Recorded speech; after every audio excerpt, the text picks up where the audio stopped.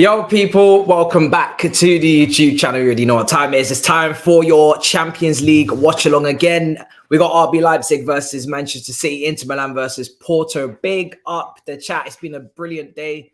A lot of money raised on AFTV. My boys over there killing it with that stream, that 12-hour-long stream. I was happy to be a part of that earlier. And my mouth is only just calming down, man. If you were there, if you were there, then you know what I'm talking about. If you weren't there, then I'll explain it to you. Obviously, we had All You Can Eat Chelsea premiering as well. I hope you guys enjoyed that episode. That was actually quite ironically funny, different to how it was on the emergency one, but still very, very good. And yeah, people are calming down, but still pissed. I mean, understandably so with our position, but we won't be talking about that too much today. We focus on the teams we're covering, and my mouth is just recovering from the burning sensation of the peppers over on that stream for Big Six earlier today, which was fun. So yeah, and tomorrow we have plenty planned, lots of content coming up, guys. We have, you're saying that you don't know if you free, but that Monaco versus Leverkusen game tomorrow is a must see. What time is that on, bro? What time is that on? Let me know in the comments. Maybe we might be able to get it done. We have United Barcelona. That's planned. That will be happening. It's tough for me to do a game before that, I think, based on the schedule, but we'll see what we can do. Let me just see what time that's on. If it's a double, then we could maybe look at it, but it'll be tough. I'm not going to lie. But yeah, this game today, Leipzig versus Man City. There's no Nkunku in the team, man. I'm fuming. When I looked at this game, look, there's other players at Leipzig to look at. Obviously, you've got Timo Werner, our former player. Vardiol, you've got quite a few, but no Nkunku today, man. No Nkunku. He didn't train yesterday. He's struggling with some sort of injury again. Gusto is struggling with an injury. He's back at Cobham. I think they said he's at Cobham or recovering with that, being treated. Both of our players that we have signed that are coming in the summer are currently injured. I mean, we are literally a curse. We are a proper curse, man. So I'm fuming. It's at 5:45. I will see. Maybe, but I highly doubt it because I will be away after I film with Expressions. We have a lot of content coming, right? Tottenham wise, we got Expressions we're going to be filming with tomorrow outside the Tottenham Hotspur Stadium. So that combined 11 will be coming. And then we've got obviously potentially another collab as well for opposition analysis. And then we've got our own preview. So we've got a lot of Tottenham pre-match content. I think there's a lot to discuss. So that's why I'm going absolutely insane with the Tottenham pre-match content. And then obviously the watch along and the review. And we will be doing Crystal Palace versus Liverpool as well on a Saturday evening. I think it's a 7:45 kickoff. So we'll be covering that. And I'll be there for the Saturday football show on DR. So there's a lot going on. I don't think I'm going to be able to do that Monaco Leverkusen game, sadly, just purely because of time-wise. But we're definitely going to be there for United versus Barcelona. So I'm looking forward to that. We didn't get to watch the first leg here. So yeah, Nkunku's coming back from injury. He's not here for this. That's unfortunate. Manchester City travel to RB Leipzig. That's the main game. The game that we'll have on the big screen that we'll be watching very, very closely. Man City struggling in the last match. Obviously, they drew against Nottingham Forest away from home. And I didn't get to watch that game. I just saw highlights. I saw that they created a lot of chances. They missed a lot of chances. Hairline missed a sitter. I was expecting them to win that. After you win against Arsenal at the Emirates, I'm expecting you to follow that up with another win. Even if it's difficult, you're traveling away games back to back, short space of time, whatever. But I'm expecting you to follow up with a win. They didn't. So they let Arsenal extend the gap again. And it's very sticky situation for us who have got something in this race, a hat in this race. So it's not easy. But yeah, yesterday was mad. People. That watch along was insane, man. Absolutely insane. He's going to play 30 minutes or something like that. Is he on the bench? So he's on the bench coming back from injury. He wasn't fit to start. He didn't train yesterday. So hopefully we see Nkunku come off the bench. He would have been on the thumbnail, but we had to run with Timo Werner because we didn't think he would start, and he hasn't started. But for Man City, it's a strong team. They're going with Mahrez, Haaland, Grealish front three again. Seems to be what Pep likes to run with now. No Kevin De Bruyne. I'm not sure why. I think that looks like a back four as well. Yeah, with Ake left back, Walker, Diaz, Akanji. It looks like Bernardo, Rodri just in front. I'm not sure. Well, Bernardo, Rodri, and Gundogan up in the midfield three. He'll try. I think he'll have Bernardo playing in the deeper positions as he does. Bernardo, to be fair, has been picking up the ball very deep for Man City, almost acting as a bit of a left back at times. I think people were saying on the analysis, and also I saw him make mad rushes back to defend as well. sometimes is the last man and clearing the ball away. So he's having his Griezmann moment, it seems, for Man City in that midfield. And Gundogan was basically running off of Hairline last time I watched him, making really, really good runs. I think it was the performance against, who was it against? Let's check Man City's recent fixtures. I'm trying to not muddle up the matches here, but Gundogan was, last time I watched Man City, I think it was a watch-along we did here. Gundogan was brilliant. Really, really good. Let me take a look at Man City's recent fixtures. And obviously for Inter Milan, we're going to get into that as well. We've got familiar faces over there, unfortunately. So they drew against Nottingham Forest. They beat Arsenal. Aston Villa, 3-1 win. Aston Villa performance was really good. I think it might have been Aston Villa at home we covered. We didn't do Arsenal Man City because it clashed with Dortmund Chelsea, although we did watch it. We didn't really concentrate fully on it. I think it was Aston Villa that he had a great performance. Yeah, he scored that game. He was really good. That was the game he was really good. Last weekend, I think it was. So Werner masterclass today. We're going to get score predictions going very soon. We're going to get score predictions going very, very, very soon. I haven't seen the snippet of João Felix's interview. Nkuku's on the bench. Yes. Let's see. 2-1 Leipzig, 3-0 Leipzig. That's probably what you want to happen. I'm going to go with predictions in a minute for what you actually think will happen. And obviously for Inter Milan versus Porto, no Lukaku. I'm guessing he's on the bench, but it's Martinez with Edin Dzeko again up top. That's the regular front two that they go with. And I'll have that on another screen. Skriniar, obviously, I think is joining PSG at the end of the season with Bastoni still there as well on the left side. So that's a 3-5-2 formation as per usual. And Porto, that goalkeeper as well, it's been on a lot of people's radars. Diogo Costa. Portugal, I think is he number one for Portugal? I think he's number one goalkeeper for Portugal now. And wanted, or at least being watched by quite a few clubs. Man United were one of them as well. Pepe, centre-back, captain. I think he's 39 now, edging 40. But he's in that team and doing his thing as well. So interesting. We're going to see how this goes, both these games. 3-1 City. Let's get predictions going. Last time I watched Inter Milan, I think they played AC Milan and they whooped them pretty convincingly. Did we watch them again after that? I'm not sure. I'm trying to remember.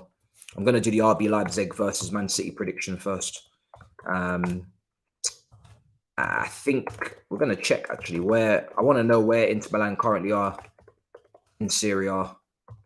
Last time I checked out, they battered AC Milan, but AC Milan have been going through some rough form. They beat Tottenham, so maybe they're on the road to redemption.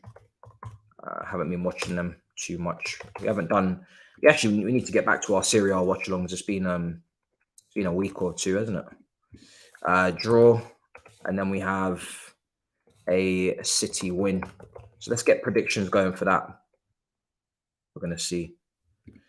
I'm going to take a look at actually just where Inter Milan are stacked currently in the table, because they're currently second, 3 wins out of last 4. So they're doing all right. I mean, the gap from Inter Milan to Napoli is huge, 15-point gap between the two teams. That league is done. I can't believe Napoli have a 15-point gap at the top of Serie A. That is a disrespect to the rest of the league, man. They have spit in their faces and kept it walking. How can you have a 15-point gap? 23 games in. If we had a 15-point gap in the Premier League, no one would not stop talking about it. It would be spoken about every day and everybody else would be getting clowned. A 15-point gap at the top of Serie A. That is insane. 6 defeats already this season for Inter Milan in second. 5 defeats for Roma. 5 for AC Milan. 5 for Lazio. It's just unbelievable. If Juventus hadn't been docked the 15 points, they would currently be on 47 as well. So they would actually be joint. They would be joint second with Inter Milan if they weren't docked to 15 points. My maths is correct. And they'd be above them actually on goal difference. They'd be second. If Juventus weren't docked to 15 points, they'd be second in Serie A on goal difference. So it would still be 15 points gap. Madness, people. So that's why I wanted to do that calculation. and to check, because if Juventus were to get their 15 points added back on, they'd be second on goal difference. So it would still be a 15-point gap if everything was to be calculated out that way. Big up Crunch King in the chat. Big up everybody in the chat. Napoli have a real Champions League slot. They can rest players in Serie A. And that's why I bring it up, because we saw Napoli yesterday go to Frankfurt, win 2-0. It wasn't the highlight of the evening because obviously Liverpool got absolutely destroyed by Real Madrid. I could not believe what I was watching. But that lead at the top of Serie A, you have to say that Napoli is the dark horse, not just because they're playing well, they're winning, but because they have that gap. So as you just said brilliantly, they can rest players in Serie A. It's not going to be long until they can start to rest. I'm not saying for this round. I'm not even saying for the quarterfinals. But if they can get through the next, they're basically halfway there. They're 2-0 against Frankfurt away from home. They basically should be in the quarterfinals. If they get a good tie in the quarters, and they go through that, then by the semi-finals, they could be resting players, and they could be in Ajax's position of a couple years ago, but they could be fresh, maybe even fresh for the second leg of the quarterfinal, depending on the dates. Because 15-point gap, it's 5 matches, currently 23 games played. If they can keep that gap going into about 28 games played, then you've got 10 games left. Your 5 wins ahead of everyone else, plus goal difference is massively superior. I'm going to go through that in a minute. You can lose half your games basically in the last 10 matches. So they're getting there. If we see in 5 games time that there's still that gap or more, they can start resting players. They can if they want. They can. They're basically almost there, especially if they extend the gap. And at the moment, they got 5 wins out of the last 5. They only look like extending it, not getting it closed. Their goal difference is 41 goals. And Inter Milan's is 17. It's just utter domination, people. Utter domination. Does anyone rate Timo Werner? Well, listen, I'm hoping the best for Timo Werner today to hopefully go and wreak chaos on Man City's defense. I think Man City's defense is there to be got at. We've seen it many times this season. So hopefully Timo Werner can work some magic. But in terms of how highly do I rate him, I think he's a bit.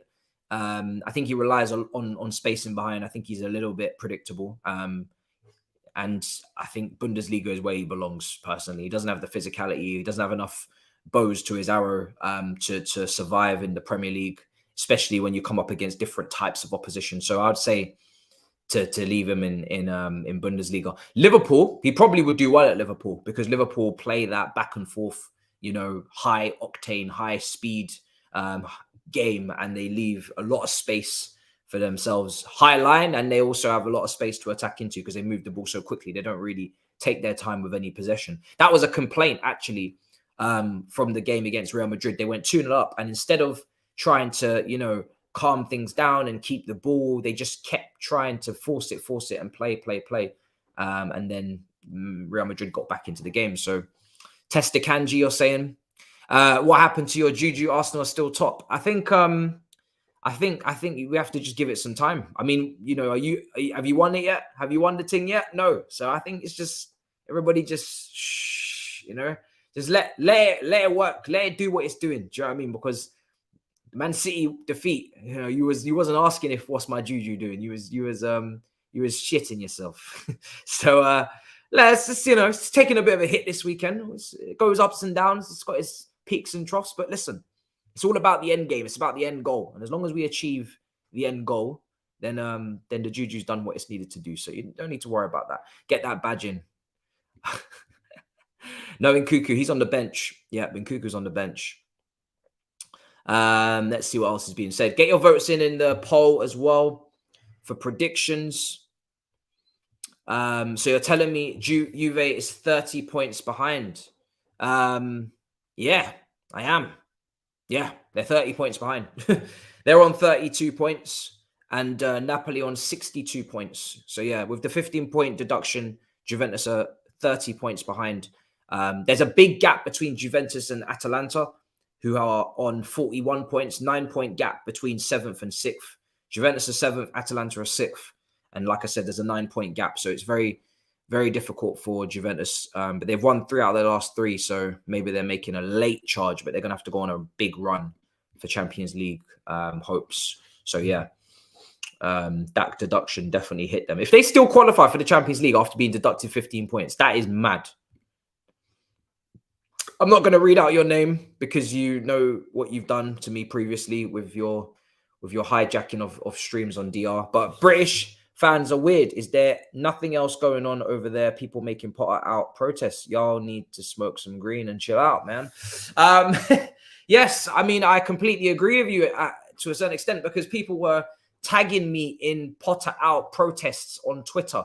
And I think it's ridiculous, ludicrous to think that I'm going to spend some of my day, in my busy day, going to Stamford Bridge to protest against the manager. I think that is, I think that's wild. I don't think anybody even was turning up. I think it was 5 p.m. apparently today. I don't think anybody turned up. I don't want to give it too much airtime because I don't think it's even that serious. I think someone's trolling. But even still, I think it's ludicrous to even think that anybody's going to be doing that. We don't have time for that nonsense, and I don't think it's necessary. I think you're overdoing it.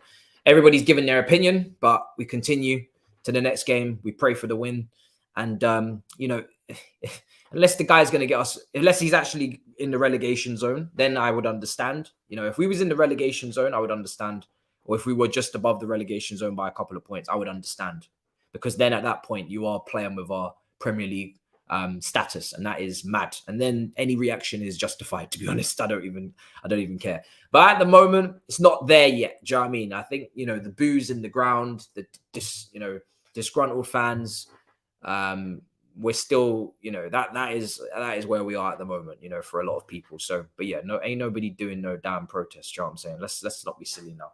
Let's not be silly. And yeah, listen, my brother, it wasn't very well thought out, just random 5 p.m. Wednesday night poster that went out that looked like garbage. So I'm not going to lie to you. A lot of improvement needs to be done there on terms of how to articulate a statement and a post and a direction or some sort of requirement that you're looking for in this gathering. You need to make a better poster than that. Someone who did art and did very well in art, and actually did my own protest for the Ricketts. Your artwork there for that poster was shambolic, to say the least. So we gotta make better improvements on that before you step outside. Save the bridge from relegation day 2, says Midway. Let's see. He's been taken off before 60 minutes every game he plays in. Who's that about? Let me know in the comments. Would you be okay? No, I would not. I'm not even okay with where we are right now. I definitely wouldn't be okay with finishing in 15th. I'm not even okay with being in 10th. I think, as I said on Big Six, I said minimum really top 6 is what we should be ending the season on, and that's being probably quite kind, in terms of what's going to happen, and that's probably being quite lenient in terms of what we should be going for. But I had to find a balance, right? It's being quite kind in terms of what is realistically actually going to happen, and it's being very lenient in terms of what we should actually be going for, which is putting together a good run and being on the cusp of top 4, if not squeezing top 4. But like I said, walk before you can run. So I said top 6, and it doesn't even look like we're on course to even do that. So yeah, we shall see. Okay. Oh, you super chatted it yesterday, so it's day 2. Okay, cool. Fair enough. Big up. So yeah, let's see what you guys are saying for predictions for this game. Leipzig versus City. 45% for City, 39% for Leipzig, 17% for the draw. Keep getting your votes in on that. I would like to see just where that kind of, because it's still pretty evenish. It's not too conclusive, to be honest. So keep getting the votes in. See if that sways. But yeah, Man City, I mean, if we talk about teams being able to rest, Man City obviously are nowhere they're not gonna have that this season. They are literally going, toe to toe in the Premier League with Arsenal, and it seems almost Manchester United, if people want to throw their names into it. They're 3 points behind City at the moment. I think City, I personally think this Premier League title race that they're in is going to take its toll in the Champions League. They already suffer enough as it is in the Champions League in terms of they have never won it. They've never managed to get it done. They've only got to a final once, which is quite incredible considering they were taken over in 2007, 8 or 8. So it's been a long time. It's been, what, 15 years almost? 14 years, is it? Wait, let me count. 13. Yeah, 13, 14 years I'm calculating here. Maybe I'm getting this wrong. 15. Yeah, we're looking at about 15 years. 15 years with the money and only one Champions League final. It's not really good enough, is it? To be honest, it's not really good enough. We've been to 3, lost 1, won 2, loads of semi-finals. But I think for them this season, I would be surprised if they got it done, considering they don't look anywhere near as good as they've done previous years when they've actually been in this competition. And we fought. I mean, every year people have City as the favourites. They have City as the favourites. They have PSG. Because I think if we're talking about Chelsea must, as Toby says, they say you must get top 4. You must win. You must. If we're talking about you must, Manchester City must win the Champions League. They must. Manchester City must. But they haven't. And this is probably the most dodgy Man City team I've seen, or in terms of the way they're playing, for years. So I can't in good faith give them much confidence vote in terms of them winning this year at all. Leipzig, they should be going past without problems, really. They should be going past over 2 legs, but we shall see. But I expect them to go through. Leipzig, the unfortunate thing with Leipzig is that every time I've watched them over the last couple of years, whether it be against Liverpool in knockout ties or whether it be against City in group stage, they continue to keep playing into the opposition's hand. It's particularly English teams. Leipzig always play into English teams' hands. They always leave a truckload of space in behind. They always are just neglecting they completely neglect the defensive side of the game. And it's just wide open sesame for anyone to score as many goals as they want. So I don't really have any faith in Leipzig, to be honest, over 2 legs. They might do something tonight. They might snag a draw. Heck, they may even win a 2-1. You know, that would be the best case scenario. But it wouldn't surprise me. My prediction for this game would be to say that City are going to win. And I think City are going to win by 3 goals to 1. Especially with someone like Erling Haaland up top. And the way that Leipzig... I haven't been watching Leipzig in Bundesliga, but based on the way they've been defending in the Champions League in recent years against English opposition in particular, I can't see how Haaland doesn't come in here, get chances in behind, get balls threaded through in behind, and there's goals. This comment here is quite accurate. Leipzig are fun losers. Can't knock them out too much. They will never win in reality. So yeah, for me, it's tough. It's tough for me to expect Leipzig to do anything serious here, but we'll see how that goes. For Inter Milan versus Porto, if we go to the Portuguese league, I believe Benfica are still top. Last time I checked. So Benfica are top, 5 points clear of Porto. Both teams have won 5 out of the last 5 games. So both teams in great form. In fact, there's a lot of teams in great form at the top. Braga, 4 wins out of the last 5 in 3rd. Sporting, 4 wins out of the last 5 in 4th. So all of the top 4 teams are in really, really strong form. And they are hammering the teams in the lower parts of the league, it seems. There's a big discrepancy in quality between the top teams in the Portuguese league and the bottom. There's a lot of L's being collected down the board. There's a big gap as well between 4th and 5th. I think it's of 7 points, a decent gap. So, yeah, I think great form. And that's where I'm looking for a little bit of a shock today, is Inter Milan potentially dropping or even losing to Porto at home. Like I said, Inter Milan are second, way off the pace in Serie A. Serie A title was wrapped up for me. And I think for me, there could be something there. There could be something there. Testing the waters, there could be something there. Germans beat City. I don't know what the head-to-head record is. Usually it was because Nagelsmann's Leipzig was super naive. Fair enough, yeah. Maybe times have changed. I'm not sure. What group did Leipzig come out of in the first place is the better question to ask. Trying to remember what group they were in. They were not obviously in our group. we had AC Milan come through. Let's see. Trying to remember. Let me know in the chat. Trying to think of the group that they came through. I've got it up here now. Leipzig came through the group with Real Madrid and Shakhtar and Celtic. So they won 4 games out of the last 5, 4 out of the 6, 2 defeats. Shakhtar and Celtic went out of that group, Real Madrid top. So not an easy group.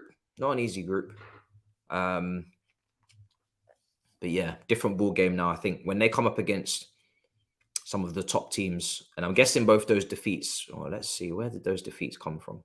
Were they both against Real Madrid? Surely not. One of them definitely was. They beat Celtic both games. They lost to Real Madrid. No, they beat Real Madrid, actually, 3-2 at home. Wow. So they lost one of those games to Shakhtar away in Ukraine. Okay. Yep. There's 2 away games they lost there. Okay, fair enough. I don't forget that. I must have forgotten that Real Madrid home win that they had. It's a dead group. Yeah, I mean, Celtic are fallen, man. Fallen by the wayside. Obviously, Scottish football's taken a bit of a hit. Celtic used to be brilliant in Champions League competition. They used to be going to at home to AC Milan. They beat them at Celtic Park. At home to Barcelona, they beat them at Celtic Park. The days of Aidan McGeady, the days of Scott McDonald, I think it was, the Australian striker, the days of Nakamura, the days of, who else was in that Celtic team? Samaras, the Greek striker. Those were the days of Celtic winning big Champions League matches at home. Not necessarily qualifying. I think they may have got to a knockout stage 1 or a couple times. They've obviously won the Champions League as well many years ago, long time ago. Hendrik Larsson. They obviously, they used to make a fist of it. They used to at least make a fist of it. Scott Brown, I think he's still playing, is he? I don't know. They used to make a fist of it. They used to make a serious fist of it in terms of the group stage. But not anymore really now. Celtic beat Barcelona 1-0 when Barcelona had 89% possession. That was a top Barcelona team as well. The Celtic Park it used to be a fortress in the Champions League. You didn't really want to go there. Yeah, Barcelona dominated on the ball, but one counter-attack and it was over. I think I remember that game quite well. So yeah, but not anymore. Not anymore. They were good in the 2000s. Yeah, they were. When did they win the Champions League? I can't remember what year they actually won it in the first place, to be honest. But yeah, they've won the Champions League before. Rangers have not. That's what they got over them. And I'm pretty sure Celtic have more league titles than Rangers, no? Or Rangers got more than Celtic? I'm not even sure. I know that Celtic have won the Champions League, Rangers haven't. I think Rangers have won a UEFA Cup or some sort of Eurovars or some sort of Cup Winners' Cup, or maybe some. They've won something in Europe. Celtic have won the European Cup. Don't remember specifically league titles who's winning. I could have swore it was Celtic, but maybe it's not. Maybe I'm wrong. I feel like it has to be Celtic. Celtic have won. They went on a 9 in a row winning the league before Steven Gerrard came in and took a league title to stop it from being 10 in a row. And then Celtic went and won it again last year. And I believe they're top of the table this year. They are. And a big gap, 9 points. So Celtic have to have more, surely. Surely they have to have more titles than Rangers. Let's see. Do you wish you had Timo Werner this year? Nope, not at all. No way, Jose. No chance. Also, Kevin De Bruyne is ill, so that's why Kevin De Bruyne is not in the team today, people. He's ill. Taremi as well, if you remember him. Taremi in the striker from where is he from? I believe, I'm trying to remember. He's up front here for Porto, scored a massive scissor kick, or was it an overhead kick against Chelsea in the Champions League when we won it, when we conceded that goal in Porto. Or was it? No, we conceded the goal at Stamford Bridge, but the tie was already done. I think we lost 1-0 at home after winning away from home in the first leg. Where is he from? Iran. Oh, okay, he's from Iran. There you go. Watch out for him. I think he's meant to be a very, very Good finisher for them, good striker for them, pretty good record. I'm not sure on his goals this season, how many goals he's scored. I'm going to check. But keep an eye out for him. He always likes a good scissor kick or overhead kick in this competition, at least. He scored some big goals for them. So definitely keep an eye out on him. Definitely. Let's see, actually. Let me take a look at how many goals. Let's take a look what you guys are saying. Big up everybody in the comments. Big up. He's decent. He's banging goals in Portugal. Yeah, it seems like he bangs goals every year, to be fair, from what I remember. He would be good for us. Some people say underrated, yeah. Some people say underrated. Maybe could be making a move. There's a lot of good players out of Portugal. Obviously, he's a little bit older. I think he might be around the 28 kind of range, 29 years old kind of mark. So not as appetizing. But definitely someone to keep an eye on today. Matt, you know that Ademi is injured. Ademi is injured for Dortmund. Yes, I know he got injured. Yes, I heard about this. People were saying that he's injured, so he will not be playing. I guess, well, I don't know how long he's out for, but people are saying he might not be there for the second leg. We'll have to see. Nkuku on the bench. Yes, on the bench. Do you rate Edin Dzeko for one season? He is a natural goal scorer. Would you take? No, I don't want any more one season stopgap strikers. I want us to go and get a striker that we plan to integrate over the long term. If we're building for the long term, then we need to go and get a number 9 that we're building for the long term. We need to get a 9 that presses from the front. So if we're going to press from the front, which at the moment our pressing from the front has been pretty poor and non-existent. But we need to go and get a striker that is capable of pressing from the front, but is also capable of linking up play, that is also capable of scoring goals, that is also capable of bringing multiple facets to the team and actually being a good footballer.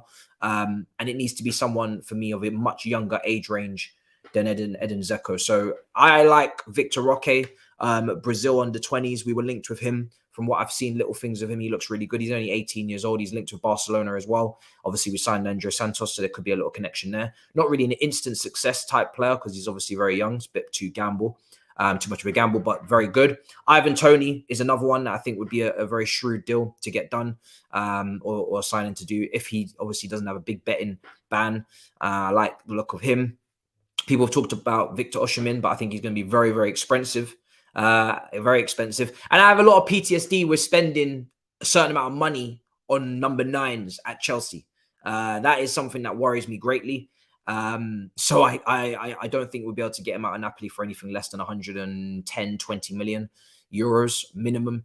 And yeah, we've already done that, haven't we, with Lukaku and God knows how many. But I think Osimhen's a good player, don't get me wrong, but I would probably lean towards Ivan Toney personally.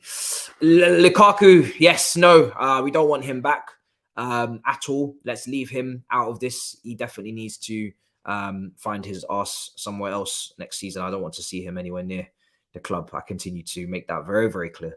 So no, I don't want to see him at Chelsea at all. If he's not even starting for Inter Milan, he's of no use to me. Are you bringing back the F1 watch-alongs on Twitch? Season starts soon. So let me actually say what I'm going to be doing for that, right? Because that's already sorted in terms of the decision on that. So I'm going to be watching Drive to Survive in my own time. I'm going to be watching Drive to Survive in my own time this week. I think it's coming out on Netflix this week. So I want to see, I want to watch that. And I'm going to be definitely, enjoying that. But I'm not going to stream it because I don't have the time. Tottenham is the main focus. Obviously, there's a lot of previews coming up. So there's that to bear in mind. But also, let me see someone to be modded 1 second. But also, I am actually going to be covering that, but just not on my platform. But I will explain that in just a second. I have good news on that front. That's already sorted now. Let's see. Okay. All right. So what I'm going to be doing for that is I'm going to be covering that with DR. DR and Planet F1 are doing a collaboration channel. The channel is actually already being created, actually. So I must find it and let you guys know in the community tab so you can subscribe and you can check it out. Me and Abby are going to be doing a lot of hosting. There's a new set that is being built, that I'm really looking forward to working in as well. We're going to have, hopefully, you know, expertise coming in, journalists. Hopefully we can, you know, even go to some of the races, and I'd love to be vlogging at some of them if I can get my hands on that over the summer. So I'm going to be doing that on that channel. And it's called, hold on a second, let me get it all clarified for you guys so you can see it. If I can even get a link, I'll throw it in the chat. I'll get the link so you guys can see it. 1 second. We've only uploaded a couple of clips, obviously intro clips and things like that. Nothing too much at the moment. I did put up something on my Instagram story last week, but I haven't done anything else on that side. Let me see if I can find it. I've subscribed to so many different channels at this point, I can't even find what I'm looking for. Let's see. But yeah, I'm looking forward to it. It's going to be good. Victor Roque only wants Barcelona, I've heard. Okay, I didn't know that. Is that a report that's come out, I guess? He was also linked with Arsenal, wasn't he? He was also linked with Arsenal. So it's called On Track GP.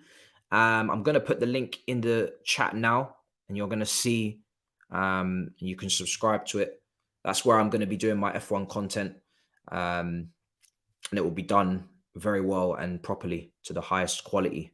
So I'm looking forward to it. And I'm not in the F1 space too much, am I? So it'd be good to do some collaborations with maybe The Last Lap and all of these different channels that I've never really collabed with. And like I said, I'm very new to the F1 scene, so I think this is going to be good. Rather than just doing it on our own, we'll have good conversations and learn lots. Do you know what I'm saying? Learn even more. Do you know what I mean? I'm no expert. So yeah, I'm looking forward to it. It's going to be good. Me, Abby, Robbie, launching that channel with Planet F1. And yeah, it's going to be good. It's going to be very, very good. So let's see what else is going on here in the comments. 1 second. So yes, Victor Roque only wants Barcelona. Fair enough. Timers will be on your screen when kickoff starts at 8 o'clock, 15 minutes from now. Let's see what's being said. Las Vegas. Well, listen, this is a very expensive race. 22nd of November. So, I mean, listen, I don't know what races I'm going to. I think the most likely ones are the summer ones, because then there's no football, so it won't clash. So we'll have to see what schedules are saying, because obviously I'm doing all the Chelsea watchalongs until the end of the season, and then obviously we go to next season as well. So we have to juggle all of it. It's going to be fun. But in the summer, I hope to get to 1 or 2 if possible, for sure.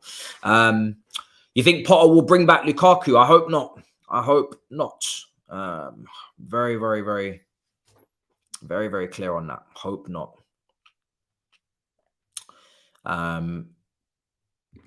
Victor Roque is just like Rafinha with Deco. Even the stupidly early races, yes, that is the plan. Every race, every single race will be done on that channel in terms of watch-alongs. That's what I was told. I won't be doing every single watch-along, obviously, but I'll be doing a few of them. In fact, the first 2 races are on, obviously, Sundays, and they don't clash with Chelsea games. So I will be doing the first 2 watch-alongs for the start of the season. Because if I do it here, and obviously Chelsea are playing, I'm not going to be able to do both. Unless I was to do a double watch-along, but it would be a mess in terms of graphics. I don't even know how that would even work. But yeah, when Chelsea games are on, obviously we'll be doing Chelsea. And then if Chelsea games are on and the F1 is clashing, then I'll definitely have F1 on another screen, and we'll try and watch it as well alongside the Chelsea game. But obviously we have to do the Chelsea game first and foremost. And yeah, like I said, F1 watch-alongs there will be every single week. So yeah, okay. Look at PYS's tweet. What has been said now? What has been said now? It's every day. We'll be doing previews. So there's going to be a lot more F1 content. Obviously, that's an F1 channel. So that's why I'm looking forward to it, because we're actually going to be doing previews, reviews. We're going to be talking about the Drive to Survive series, all that stuff. I wouldn't really be doing that on this channel.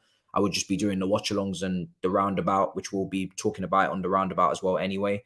But I wouldn't really be doing previews, reviews, and stuff like that. So they're going to cover qualifying. So if you want, lots of F1 content, and I'll be on as much as I can possibly be on, I won't be on everything, but I'll try to be on as much as I can be.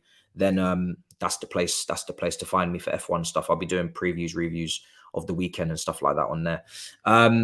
Okay, so let's see what you guys are telling me in terms of this. Let's see. Lukaku does not play tonight as he is 103 kg and needs to be physically fit. Apparently that's not what was said by Inter Milan Extra or Inter Extra in the comments. They say that's not what was said. The follow-up to that is Lukaku has 103 kg to carry on his shoulders. He must be physically fit. He's not yet. He's getting back to his best shape. The coach evaluates its efficiency and use. Yeah, you asked me why. I'm not interested in having him back, and the list of reasons just continue to add up constantly. So yeah, not physically fit. Don't like him, and yeah, not what I want to see on the pitch in terms of his style. So just not interested in every facet. So yeah. Let's see what else is being said in the comments.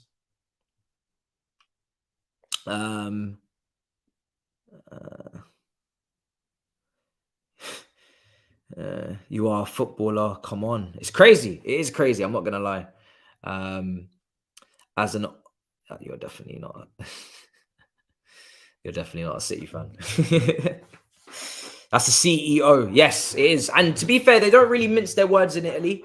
They're very blunt. They're very clear. They're very concise. If they think that you're overweight or you're not playing very well or whatever, they make it pretty clear. You know, I think Italy, from what I remember, the quotes that come out of Italy tends to be minced. It's always very, very simple. Very, very simple and clear. The tweet just got deleted. Yeah, I did see it. It's been deleted as well. So yeah, but yeah, man, I'm buzzing. I can't wait for the F1 to start, especially when Chelsea are playing as badly as they're playing. I need some sort of escape. So yeah.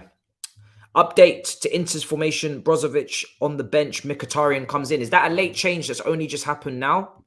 I have been messaged.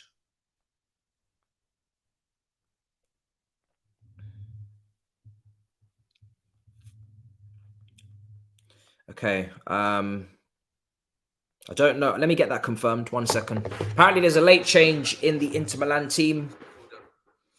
Let's take a look before we get this actually changed on graphic. Mkhitaryan in for Brozovic, you're telling me. Is this a late change? Just something that's just happened? Is it a warm-up? Something's gone wrong? What's happened here? Because I'm not seeing anything on Inter Milan's official page. Oh, Mkhitaryan is in. We've got that wrong. Oh, it seems like. Why do we continue to keep getting these lineups wrong? Okay, guys, because I can see it now. Okay. Don't know why we keep doing this. We keep getting these wrong. Apologies, people.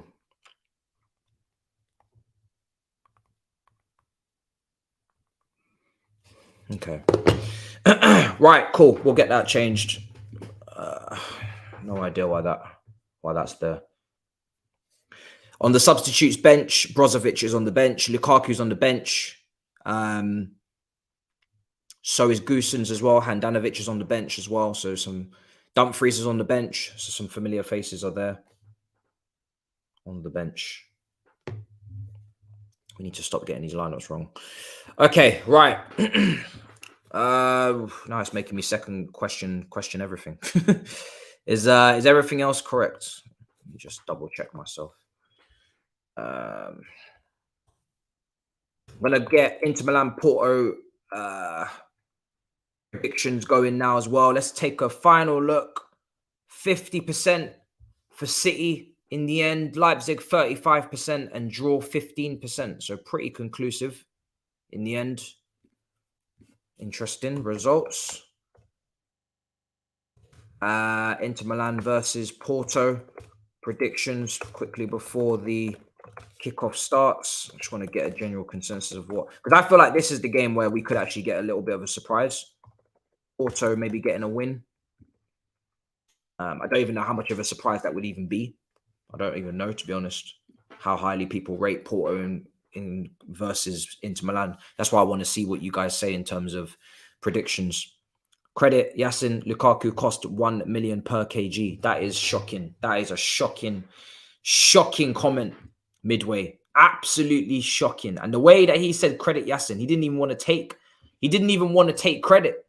He clocked it. It was such a mad comment. He was like, do you know what? I'm not even gonna take credit for that. I'm gonna give it all to you, brother. My goodness. My goodness. Wow.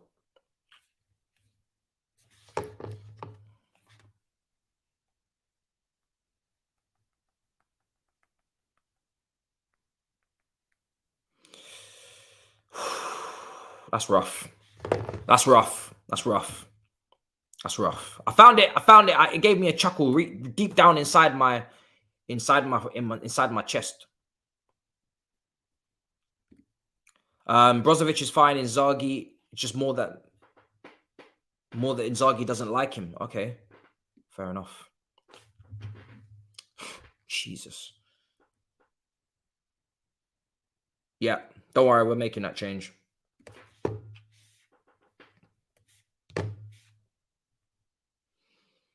Let's see. I'm gonna see now. It's just making me want to just double check everything now. Let me just get this sorted.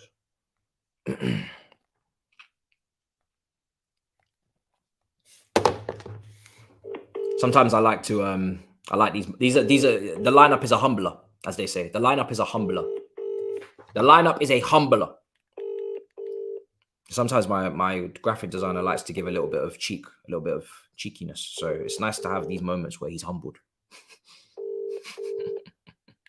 Welcome to the EE. Oh my goodness, this guy.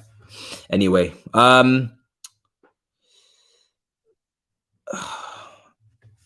let's see. Lineups are a humbler, guys. Absolute humbler. Kickoff is not far away. Let's go. Come on. I need these games kicked off. I'm ready. I'm ready now. I'm ready.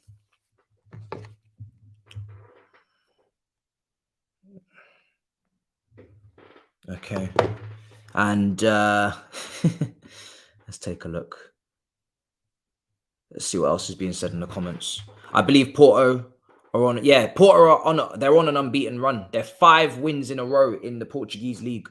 So that's why I think that they could win that game. And that's why, because I don't watch Portuguese football, I'm not really even going to say it's a shock. I don't want to say that it's even a shock if they win, because I'm not sure.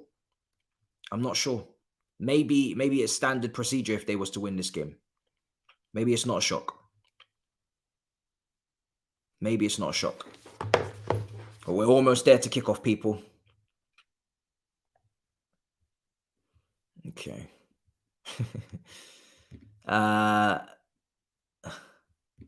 Brother, what has been going on Lewis's channel? I need to talk to Lewis. I do. Because I don't know what's going on over there. Yeah, we spoke about it a little bit on All You Can Eat Chelsea. Some of the things that are going on Lewis's channel is hilariously mad. Bonkers. But I'm starting to worry that my brother will lose his channel. Because some of the things that are going on over there, sometimes you have to check YouTube's terms and conditions. They change it all the time. I have to tell him. You have to check YouTube's terms and conditions. These men will get him a strike from the way they're carrying on. I'm seeing people shooting guns and stuff. Who is shooting guns? Do you know how mad that is? And I know that was the Alex brother, I think he's been on one of the Twitch streams when we had a call-in show and accidentally put the link out to Twitter. He jumped in, and as soon as he jumped in, he just started cussing and saying some of the maddest words. I said, brother, chill, relax. This is not Carefree Lewis's stream, brother. This is our Twitch call-in show. This is not what you think it is. Relax. He's the Russian guy. He's nuts. He is bonkers. This brother is killing squirrels for no reason. Shooting up animals. Brother, I don't know what happened. And then And then, so that's the F1 channel is because people are asking me, where will I be for F1 content? That is the channel I'll be on. You saw in the last video, if you see it, in the last video, it's me, Abby, and Robbie starting up a new F1 channel, DR Sports, in collaboration with Planet F1. Previews, reviews, more detailed videos, talking to special guests, watch-alongs, you know, for every race, etc. So that's where the F1 content is, and that's where I will be. But yeah, in terms of and then we saw the clash between the two older, more established Chelsea fans, and I couldn't believe it. It was just mad. Proper beef is kicking off there, man. Madness. Yeah, insane. Absolutely insane. Oh my God. I couldn't believe it. Could not believe it. Oh,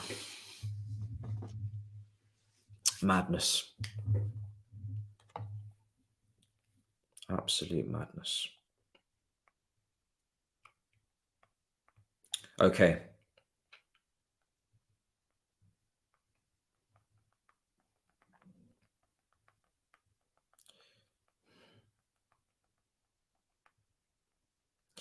Okay.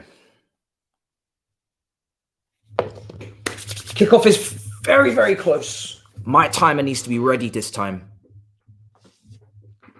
My timer needs to be ready.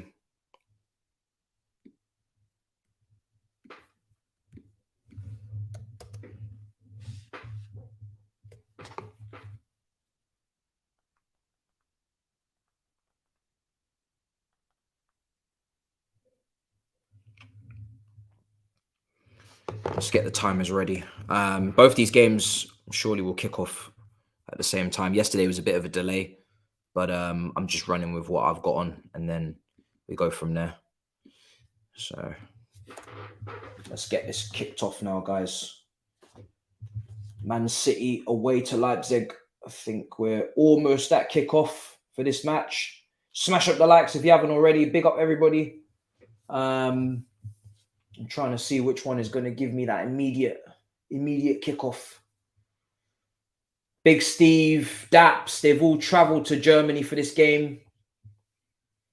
So let's see if they collect their win. We've got eyes on Vardiol as well. Centre-back creation. Highly, highly rated. Only time I've seen him spun was against Messi in that semi-final. In the World Cup, I think this is going to kick off now. And we have kicked off. We have kicked off indeed. Timer might be a little bit behind. Yeah, but we also have the other game to get up.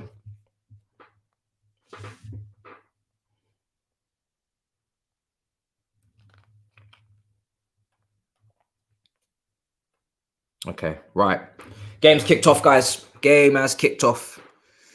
I'm going to get the Inter Milan Porto one up as well. Yeah, I mean, everybody's been spun by Messi, exactly. So that's why it doesn't even really mean anything, you know.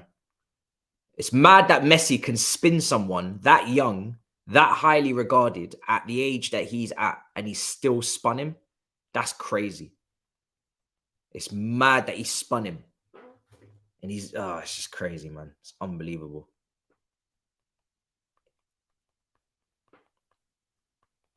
Unbelievable. Man City currently in possession at the moment. I'm just going to give it 5 minutes for them to get their streams going on. Inter Milan Porto as well. Be keeping an eye. 0-0 in both the matches so far. Let's see. Man City in possession at the moment. I've always every time Man City play, I've always got to pay extra close attention to systems because Pep is so unpredictable. You think he's doing one thing, and then next thing he's doing something the complete opposite. So when Man City play, that's a great pass from Diaz. Oh, Haaland. No, not quite. That was a great pass. I think it was from Diaz. Played it right. He threaded that ball beautifully through the midfield. Started a whole attack with that pass. That pass forces an attack. I love it when people play a pass that forces the move after the pass. If you play it ahead of someone, for instance, and you're running onto the ball, you force them to make a certain pass. If you see the passes or you see the move, I guess, 2-3 steps ahead of everybody else, then you can force your players on your team to play certain passes if you pass in a certain way to them, I guess. But yeah, that was quality. City look like they're serious. Oh, Rodri. Oh, you're giving it away. Leipzig. Rodri's giving it away there. Let's see what they're cooking. Oh, brilliant play. Brilliant play for Leipzig. Brilliant. That was great play. Someone said City are losing 5-2. I mean, if we get anywhere, if we even get half of what we got yesterday in the Real Madrid versus Liverpool game, Liverpool Madrid, then we are eating people. If we even get half of what we got there. Half of what we got.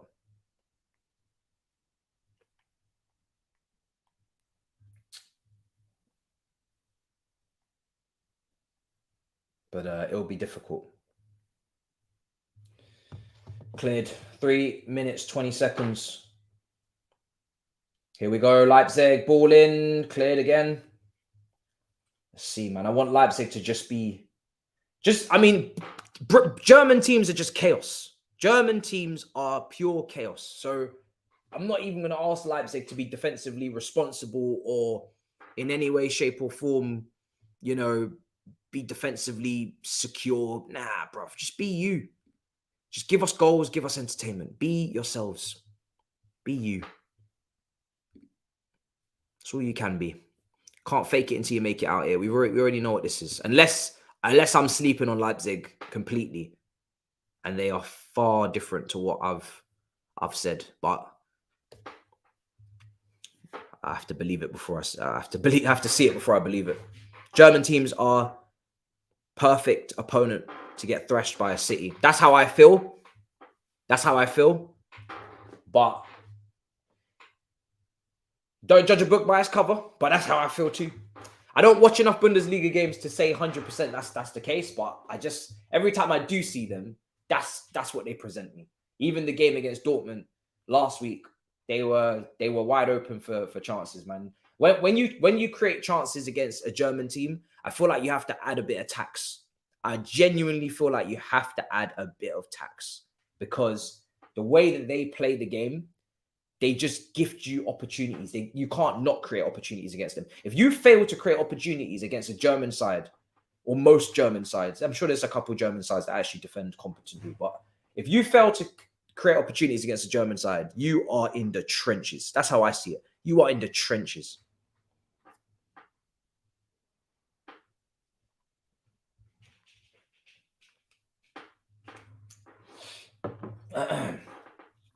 Haaland's won that.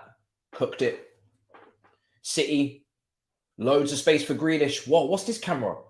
Go on. Oh, that was a mad camera angle on Grealish there for a second. I was here for it, though. It was a bit weird. It was a bit weird. 5 minutes gone.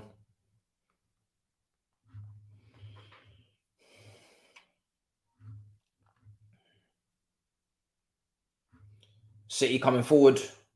Yeah, man. There's going to be goals in this game. There's going to be goals in this game. I've got Inter Milan Porto up as well. Don't worry. It's we have it as the side game. Just to the side. Just same as we did yesterday for Frankfurt versus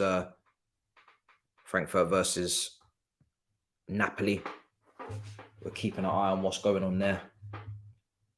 But the main game is Leipzig City, especially when there's no Lukaku. Every time I watch Inter Milan, I'm always trying to see Lukaku just to catch up with an old buddy, with an old pal. But he's never playing. Such a shame.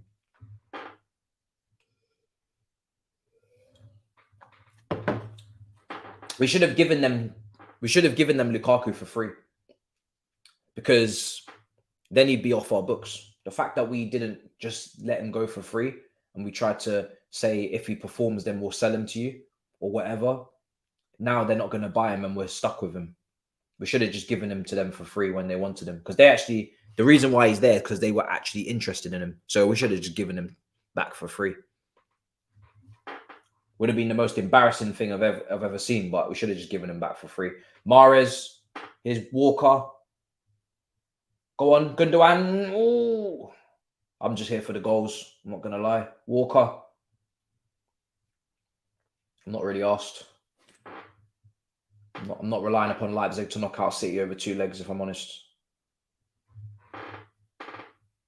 There's nothing to see with Lukaku, trust me. Chelsea's biggest flop. Yeah, 100%. Chelsea's biggest flop by a country mile. I say that with no doubts on my mind. This is Chelsea's biggest flop. Big Stephen Dat's probably watching this game with binoculars. Look at the distance from the stands to the pitch. Where's the away fans sitting? I don't know where the away fans are. Doesn't look that bad. I think the Olympic Park, West Ham, is worse. They got a running track around the edge. Don't think this is not that bad, is it? Newcastle, they put you up in the gods. So I don't think this is this bad. No, Lukaku's on the bench. He's on the bench. He wears number 90. He's on the bench. Starting lineups on your screen there. Inter Milan versus Porto. Martinez and Edin Dzeko are in the team.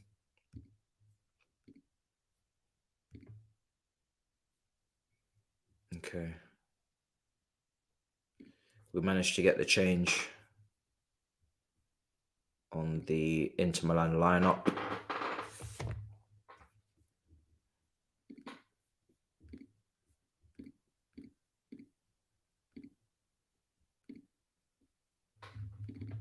There we go.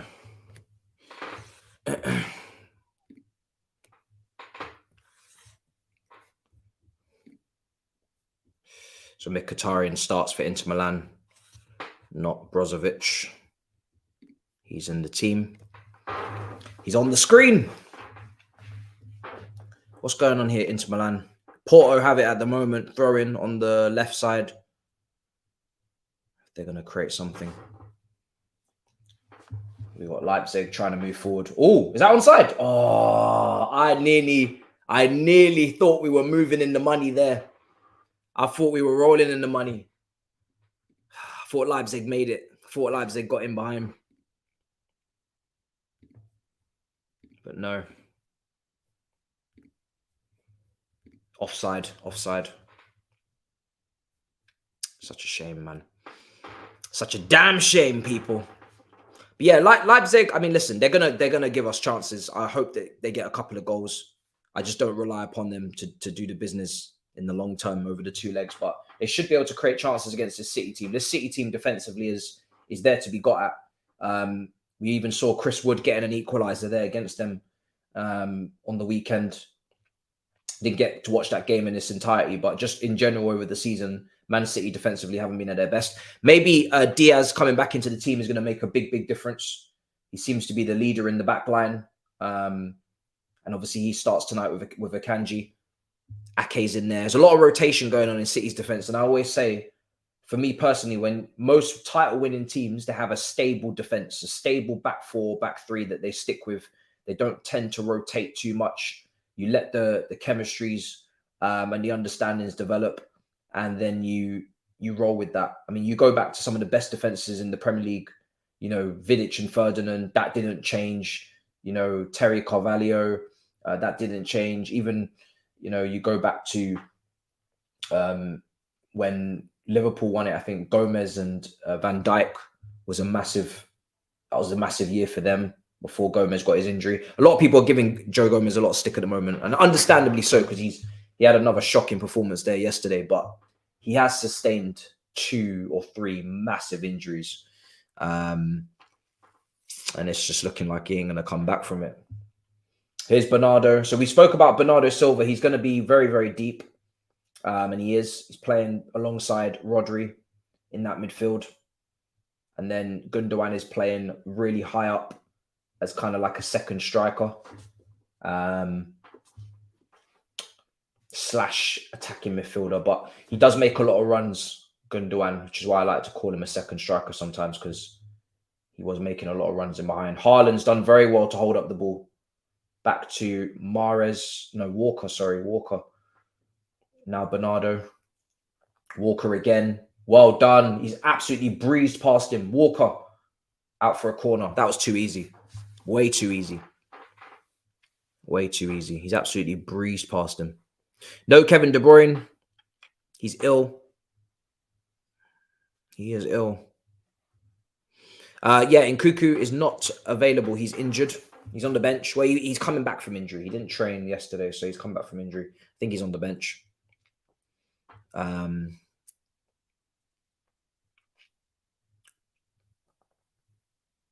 Latara's miss was terrible. Yeah, I think people were asking me, would I take Latara at Chelsea? And nah. I used to think Latara would actually become a good striker, like a really good striker. I used to rate him a lot higher a couple of years ago, like 2019, 2020. Was it 20? What year was it? I think it was 2020. But now he just hasn't developed or progressed the way I thought he would. I know he still scores goals this season. He's not too bad, I don't think, for goals in the Serie A, but he's just too inconsistent. Exactly. This is the header. Look at his header. Oh my God, he's ballooned it over the bar. Great cross into the box. He's ballooned it. Ballooned it.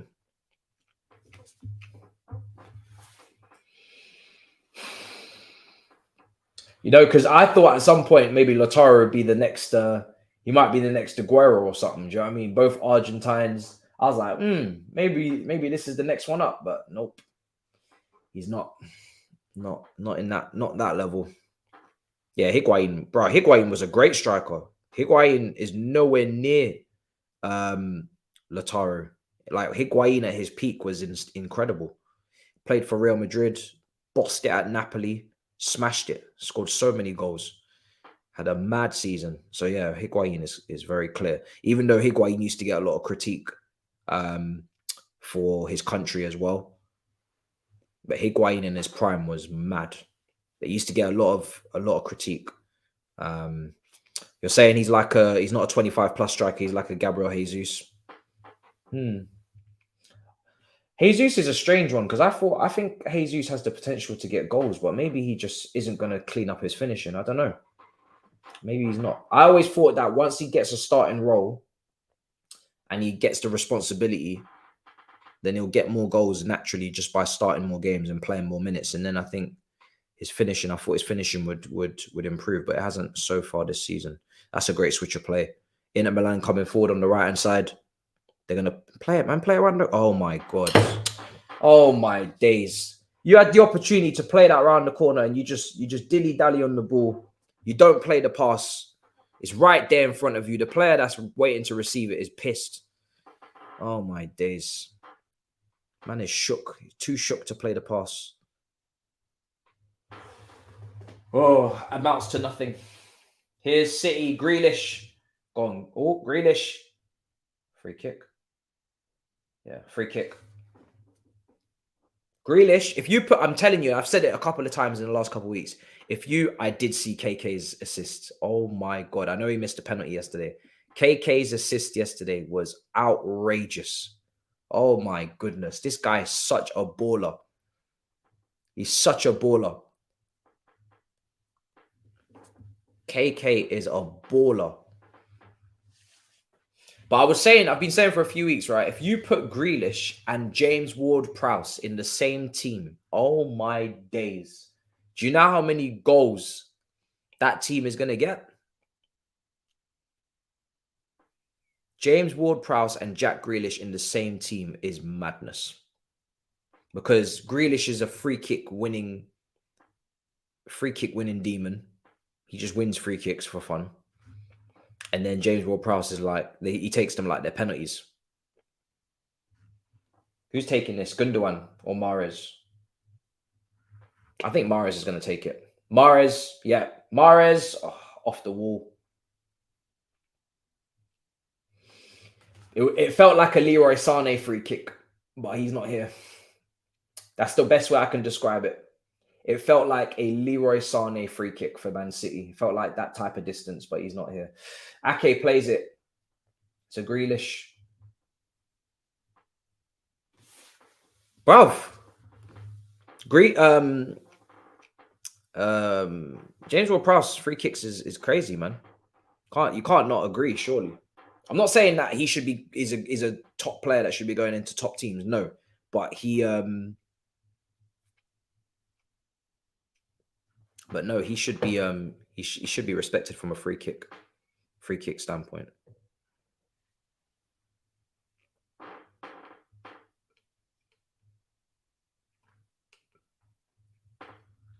That's over the bar. Iceman, it's fair to say I don't think you're sure on what your stance is on Potter, man. I saw last live chat you were telling me that you don't believe anymore. You just don't know where to go from here with him. You can't believe what's been going on. You said out. Bruv, it's okay not to be okay, man. It's okay not to know. You just don't know, man. There's a lot of Chelsea fans right now that just don't know where they're at, man. And just be okay with that. You don't need to pick where you are in. I told you in the roundabout episode, you don't need to know where you are right now. It's only been a couple of days after we just got slapped at home to Southampton. If you don't know where you're at, it's cool. Just bide your time for a couple weeks, man. It's okay. It's okay, man. Wide free kick from Inter Milan. Oh my God.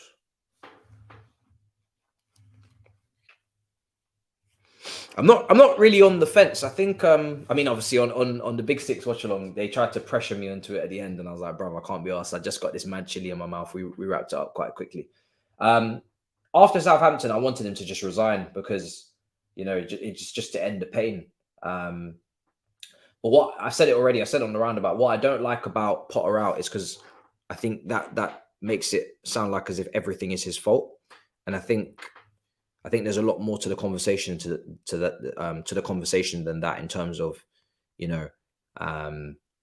players stepping up to the plate, taking their chances. Which matches are we playing poorly? Which ones are we actually just not taking our chances? Because I think they're two separate things. But, and I keep saying, but if he doesn't start winning some matches, his job's going to be it's going to be untenable. So it's as simple as that. I ideally don't want to have to sack him this early. I don't get any pleasure out of saying Potter out because I don't feel like he's had enough time. He's had a lot of but he's not performing well enough in the time that he's given so far. So this is where the problem lies. I wouldn't want a manager to leave 5 months or 6 months in, but if he keeps doing this poorly, we have no choice. So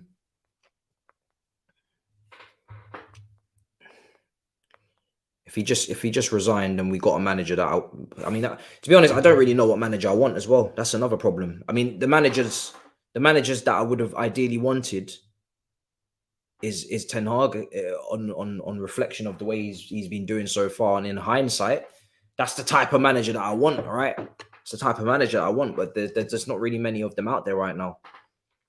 I'm not just going to just start throwing out names that sound nice. So all you can do now is you just have to just get behind the team again for the game against Tottenham and pray to God that we win. There's nothing we can do, There's no point going on and on about it.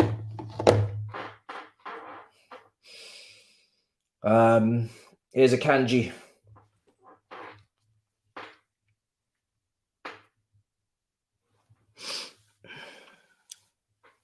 No, Zidane's. I don't think Zidane's the one.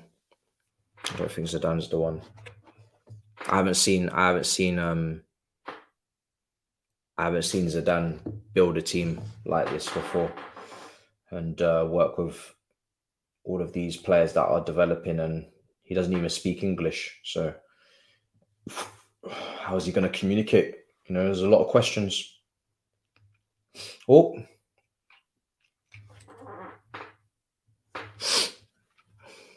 No, I wouldn't take Arteta, no.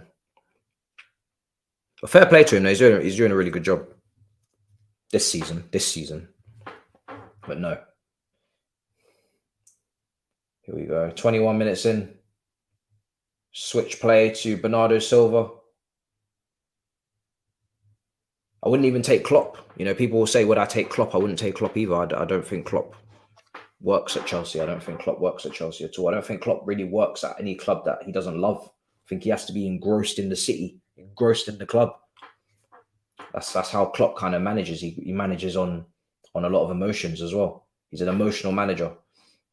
I wouldn't call him the biggest tactician in the world. So I wouldn't even take the thing is with me is I've become a lot more specific with what I actually want. I don't really say yes to many players anymore. This January, the only ones I really wanted to vouch for was Enzo and Felix. I didn't even vouch for Madueke. I didn't vouch for Mudryk. I'm just not going to vouch for anyone anymore. I'm not going to vouch for anyone. I think right now Ten Hag is showing at Man United exactly what I want a manager to show in their first season and in the top team. Pep, it just goes without saying anybody would take Pep. And then you're looking around and you're starting to wonder. Ancelotti, love Ancelotti, but this is not realistic. You have to be realistic, people. If you don't have a realistic name to put on the table, there's no point really complaining, because I'm asking them to. If I'm Potter, if I'm shouting Potter out, I must have a manager that I want. I have to have a solution. You don't just say that and don't have a solution. You have to have somebody that you want to appoint, because then if they do sack him and then they appoint the wrong person, you'd be a hypocrite to then be saying, "Oh, we don't know what we're doing." You don't even know who you want. I don't want Mourinho. I don't want none of these guys. So I wouldn't fly the flag for Poch, even though I do think Poch is a very good manager. I do think Poch is a very good manager. I think Poch is I've said it before, I think Poch is very, very disrespected. I don't know why. I don't know where it's come from. I don't know why Poch is so disrespected. But Poch is very, very disrespected, man. Very, very disrespected. Again, Enrique as well. Enrique plays a good. The thing is with Enrique again, right, is he plays on the surface of it a good brand of football, right? A very good brand of football. But again, all I've seen from Enrique is what he did with Messi, Suarez, and Neymar, right? A freakish front three, and Spain in the World Cup, which wasn't. There's a lot of question marks on it. So it's like even Enrique, he's not got a lot to look at to say, oh my God, yeah, this is a bona fide. I'm not saying if he came in I'd be angry, no, but I'm not gonna hang my hat on him either, because I haven't seen him in different situations with different types of. I don't know what he's gonna do with a Mudryk and a Madueke. I know what he done with a Messi, Suarez, and a Neymar, And then people will say, does Poch have the killer instinct? It's a good question. Does he? We don't know. But I think he's shown at Southampton and at Tottenham that he can do brilliant jobs. He can develop young players, which is what we need to do. So this is why Zidane's and, I'm not flying the flag for a Zidane who doesn't even speak English and has only worked with a Galactico Real Madrid team, because although tactically with that team, he was actually really underrated and he did really good things, Valverde being one of them. This is not Real Madrid. This is not a Real Madrid team. This is, not Ronaldo, Bale. This is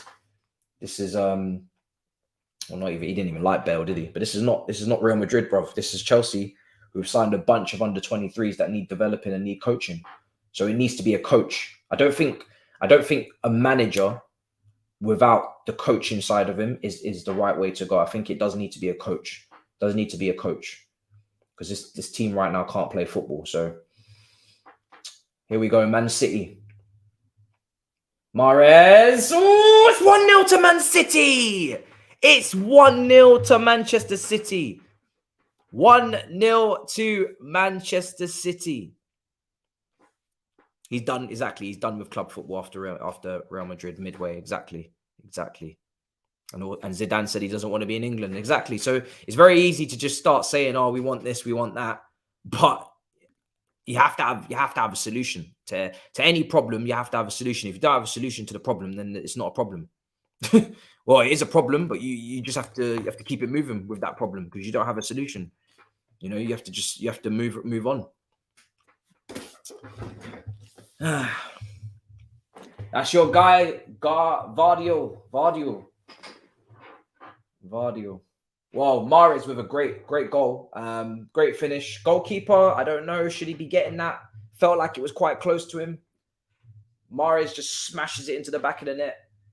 Wasn't even right in the corner, to be honest. It wasn't right in the corner.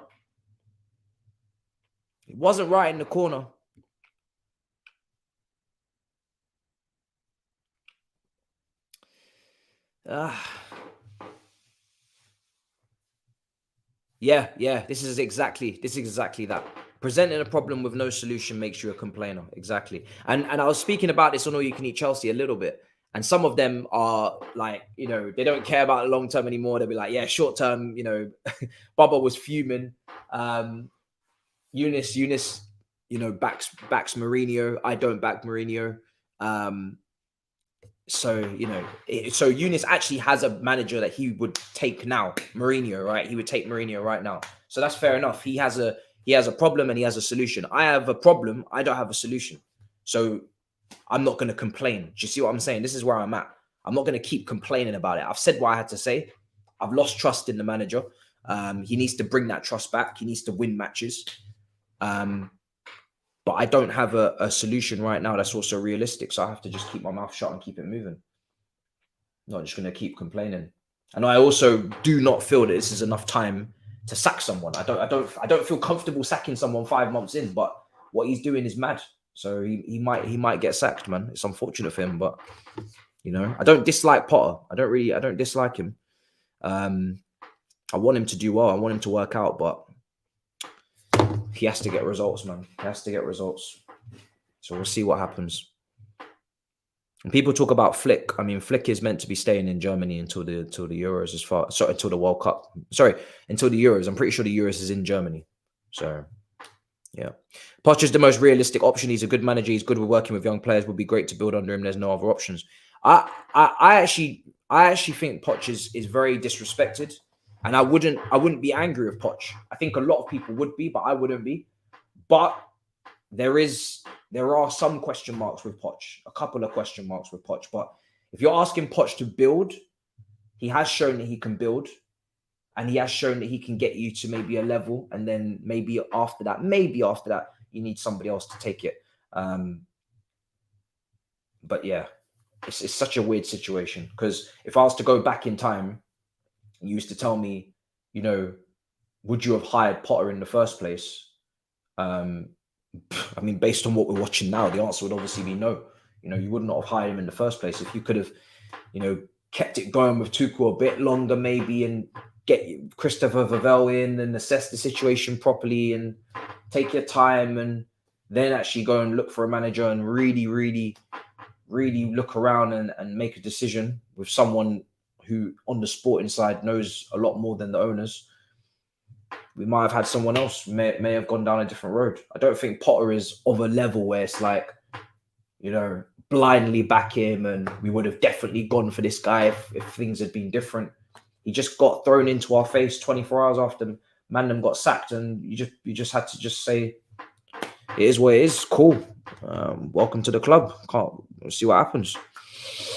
But yeah, ideally you want to give him a pre-season, bro. That's what I said. I keep saying it. Ideally, but I keep saying, but if he keeps losing games, then there's nothing you can do. There's nothing you can do.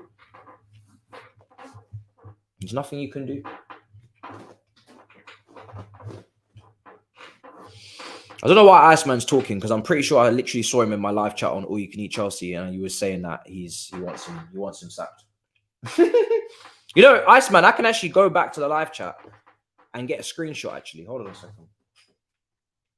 Maybe should I do that, or are you gonna behave yourself? Hold on.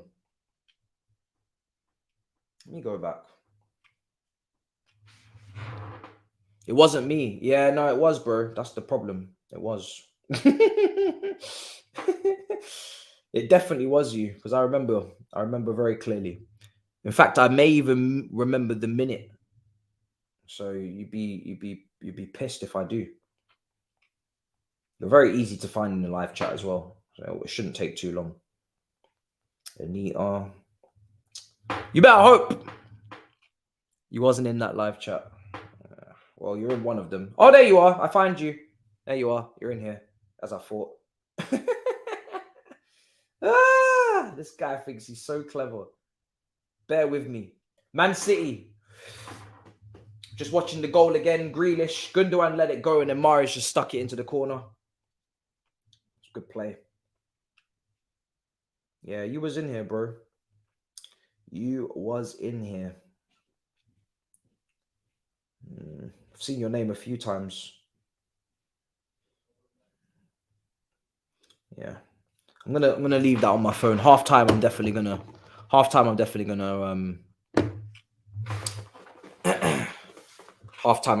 find you. Because I want to watch the match, but in 13, 14 minutes time, I'm definitely gonna find you on what you said in there, because your name's in the chat popping up loads, just saying lots of stuff in here. So just need to find what I'm looking for. Yeah, you will be exposed, my friend. Unfortunately. So many things. Wow, you're saying a lot, aren't you? Wow.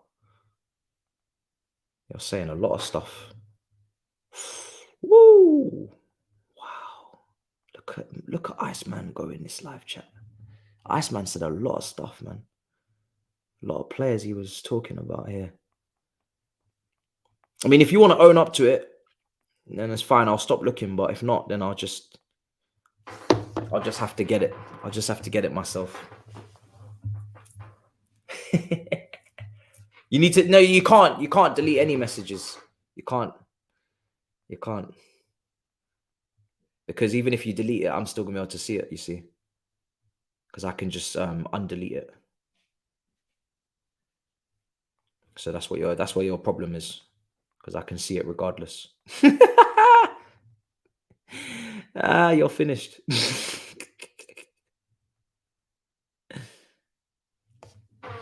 33 minutes gone. 33 minutes gone. Iceman has left so many comments that it's actually only a matter of time. Oh, here it is. Oh, here it is. Oh, wow. Oh, right under Lee Gunner. Wow. Wow. So this is the first one, because obviously, there's more to come. What does that say? Can we see that on the camera? 1 second. What's that say? Is that Potter in over his head? Does that say? Yeah, it's a bit blurry, guys. Potter is in over his head. That's not a good thing, is it? It's not a very good thing that you've just said there about the manager. What else have you said? You should have just be quiet, brother. Oh, it's like going through messages and just exposing Mandem. Oh my goodness. Potter is in over his head. You know what? I'm actually going to screenshot that and keep that on my phone. And I'm going to put it in a locked folder. Oh, that shot's just over the bar. Just so in the future, if you ever try to run this shit with me, I'll remind you of where you came from. You didn't say sack him. Well, to be honest, I'm not going to lie to you. I do remember you saying that you think he needs to leave. So if you think I won't keep looking, if you're going to keep lying, then you're very wrong. I will keep going through this chat, my brother, if I have to. Don't keep lying. That's a terrible thing. When you've been caught lying, the last thing you can do is keep lying, because I actually remember exactly what you said, but I just need to find it. That's all. That's the only problem. But I will find it if I have to, bro. It's better just don't lie, bro. It's better just don't lie. Everybody's heads was hot after Southampton. Everybody's heads was hot. Everybody's heads was hot. You know? It's fine. It's fine, man. Everybody was angry, bro. It's fine. You don't need to lie, bro. 36 minutes in, Man City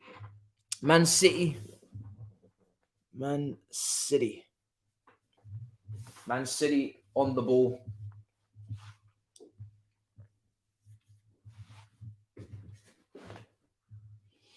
The thing is, is that I'm never going to regret saying what I said, because he lost at home to Southampton, bottom of the league, 2 wins out of 15.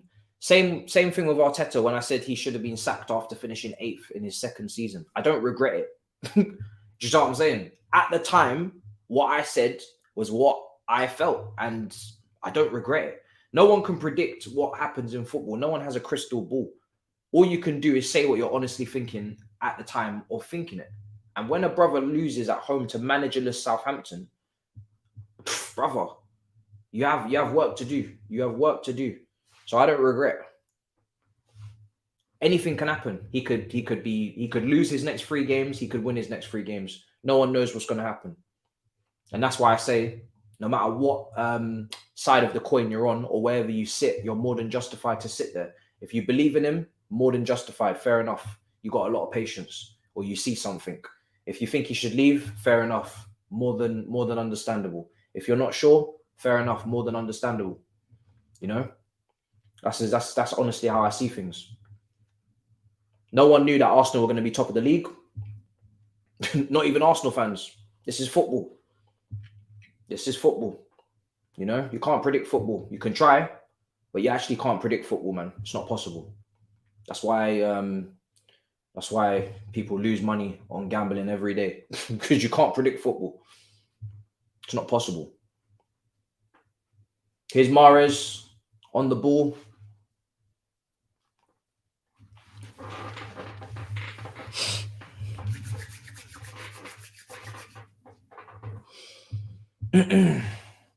Cut in. Come on, man. Come on.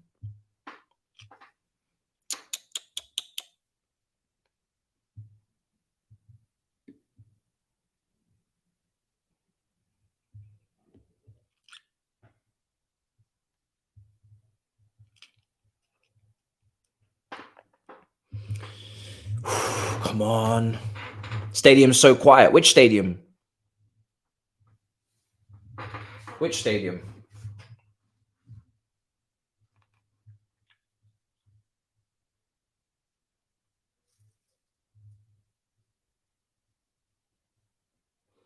Cleared. All headed over the bar. Do you know what? Yeah, at this point, Leipzig are asking for a loss, man.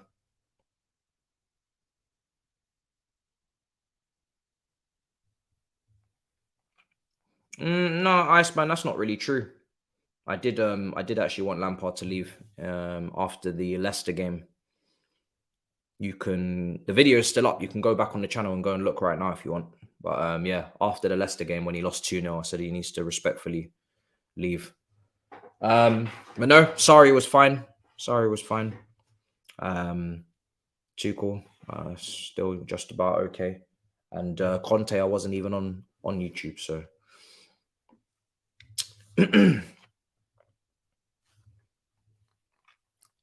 it's a madness.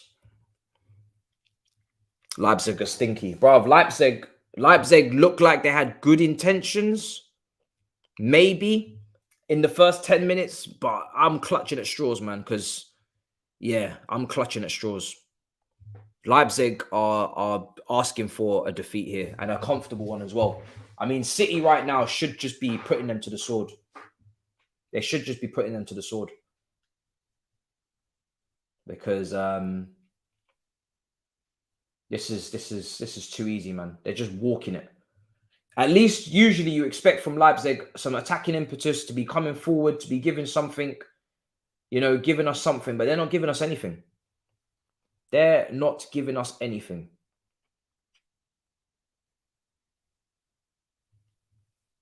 They're not giving us anything, guys.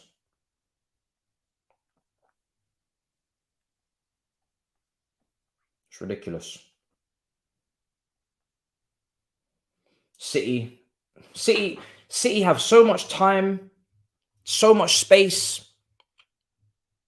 It's so easy. Oh, it's so easy, man. This is what I'm saying with these Leipzigs, man.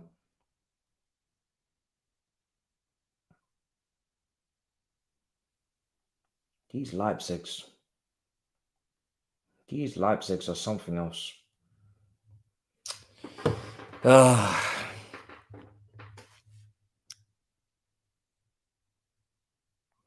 Winner Paul, you thought it was a bad dream. What happened yesterday? It wasn't. It was not. It was real. It was very real, bro. Jake Paul versus Tommy Fury's tomorrow, box office 6:30. My God. My God. I thought the F1 channel was pinned, but maybe it's not.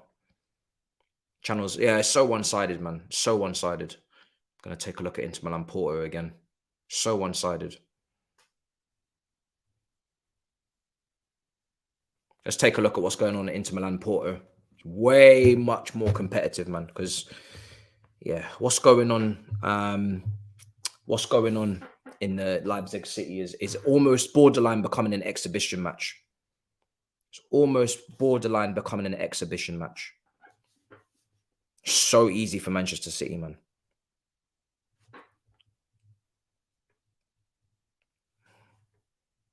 Is Iceman still going, man? Guys, tell this brother to relax.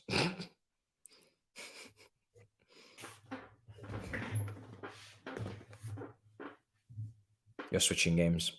Yeah, I've got both games up just in case something happens. But it feels too easy. It feels way, way, way too easy for Manchester City right now. And this is why you've got to. This is why you've got to cover both games, because you just never know. You just never know.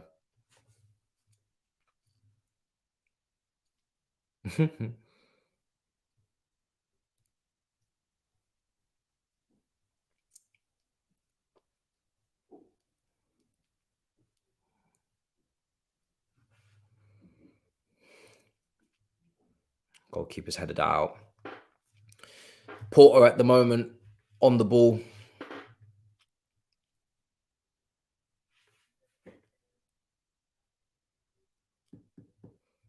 Yeah, the F1 channel's there. Should be some good stuff, man. I'm looking forward to it. I can't wait for these races to start. Can't wait. Ball in. Can't wait for these races to start, man. I can't wait for Drive to Survive as well. I'm going to watch that.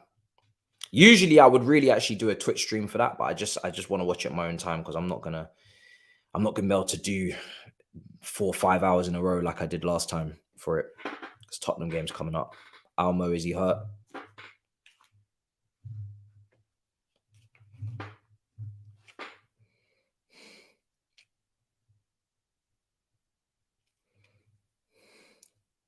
Yeah, championship teams would give more of a threat, more of a problem right now, you think? I don't know what is going on with Leipzig, man. They're just so stale. They're so stale.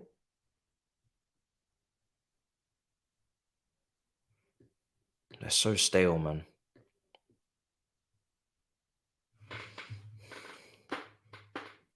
Inter Milan. Still 0-0 between Inter Milan and Porto. A couple of minutes to go till half-time. Who would you like in the 9 against Tottenham? I think you have to go back with Kai Havertz, to be honest. I do. I think you have to go back to Kai Havertz. I don't think he's not going to start Aubameyang. I don't have a problem with that, because I mean, well, first of all, it looks like Aubameyang from a board perspective. They've all unanimously decided that he didn't need to be involved in certain games, right? Or in Champions League squad. This was a group decision again. Collective communication is going on. But you know, I think he should be on the bench. I think he should be on the bench. And I think if Kai plays, at least I know that Felix has played very well when he's played with Kai. So at least I know I'm getting Felix back to hopefully what he did against West Ham and Dortmund. But he should have scored. Werner, good save. Because Fofana, like I said, is very raw, man. He's not going to be coming in and just blitzing it like that. He's going to show some frailties in his game. So probably best to just start with Kai. But have Aubameyang on the bench, in my opinion, just in case you need something different. Timo Werner's shot's been saved. Half-time, both games.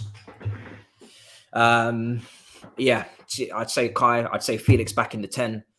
Left wing, Sterling. I think Sterling had a very good cameo against... well, he had a good cameo when he came on against Southampton. He looked bright. He looked sharp. He obviously should have scored, or we would have hoped he would have scored, but he didn't. But I'd say probably maybe start him over Mudryk. Madueke on the right. And then you've got Enzo. For me, I want to see Zakaria next to Enzo. If he's back, if Zakaria's fit to play, I would like to see him next to Enzo. So I think that's probably one of the best pivots you could probably have, balance-wise. And then we're looking at the back four, which is very simple, same as always. Chilwell, Badiashile, Silva, Reece James, Kepa in goal. Very simple. I'll do this team again in my preview, but that's where my head's at the moment. I'm not a massive Zakaria fanboy. No, I just think that he is the only sitting midfielder we have. I went through it on Talking Tactics with James, and Zakaria is the only sitting midfielder because Kante's not a sitter, Cover's not a sitter, Gallagher's not a sitter, Enzo's not a sitter. So I'm only doing this really for midfield balance, not because I'm overrating Zakaria. So relax yourself, Iceman. Half time, 1-0 to City at Leipzig. Inter Milan 0, Porto 0. Not a lot of goals. Champions League Mahrez is back.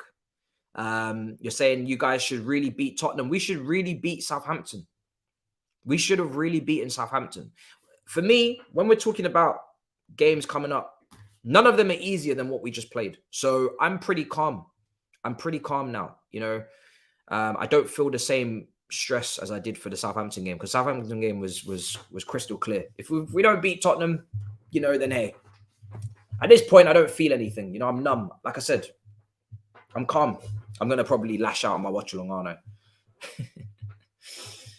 Son scored in his last game, coming off the bench. Kane in formal season.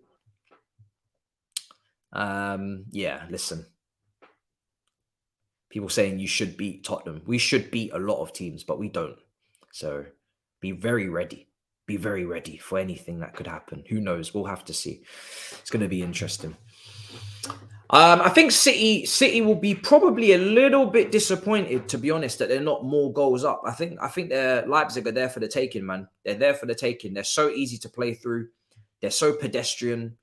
They're not giving nothing. They're not giving us anything to look forward to, Leipzig. They're playing a very boring game here. There's nothing going forward. There's nothing. I can't even say. I mean, let me check the statistics, because maybe I'm being harsh, but I don't think I am.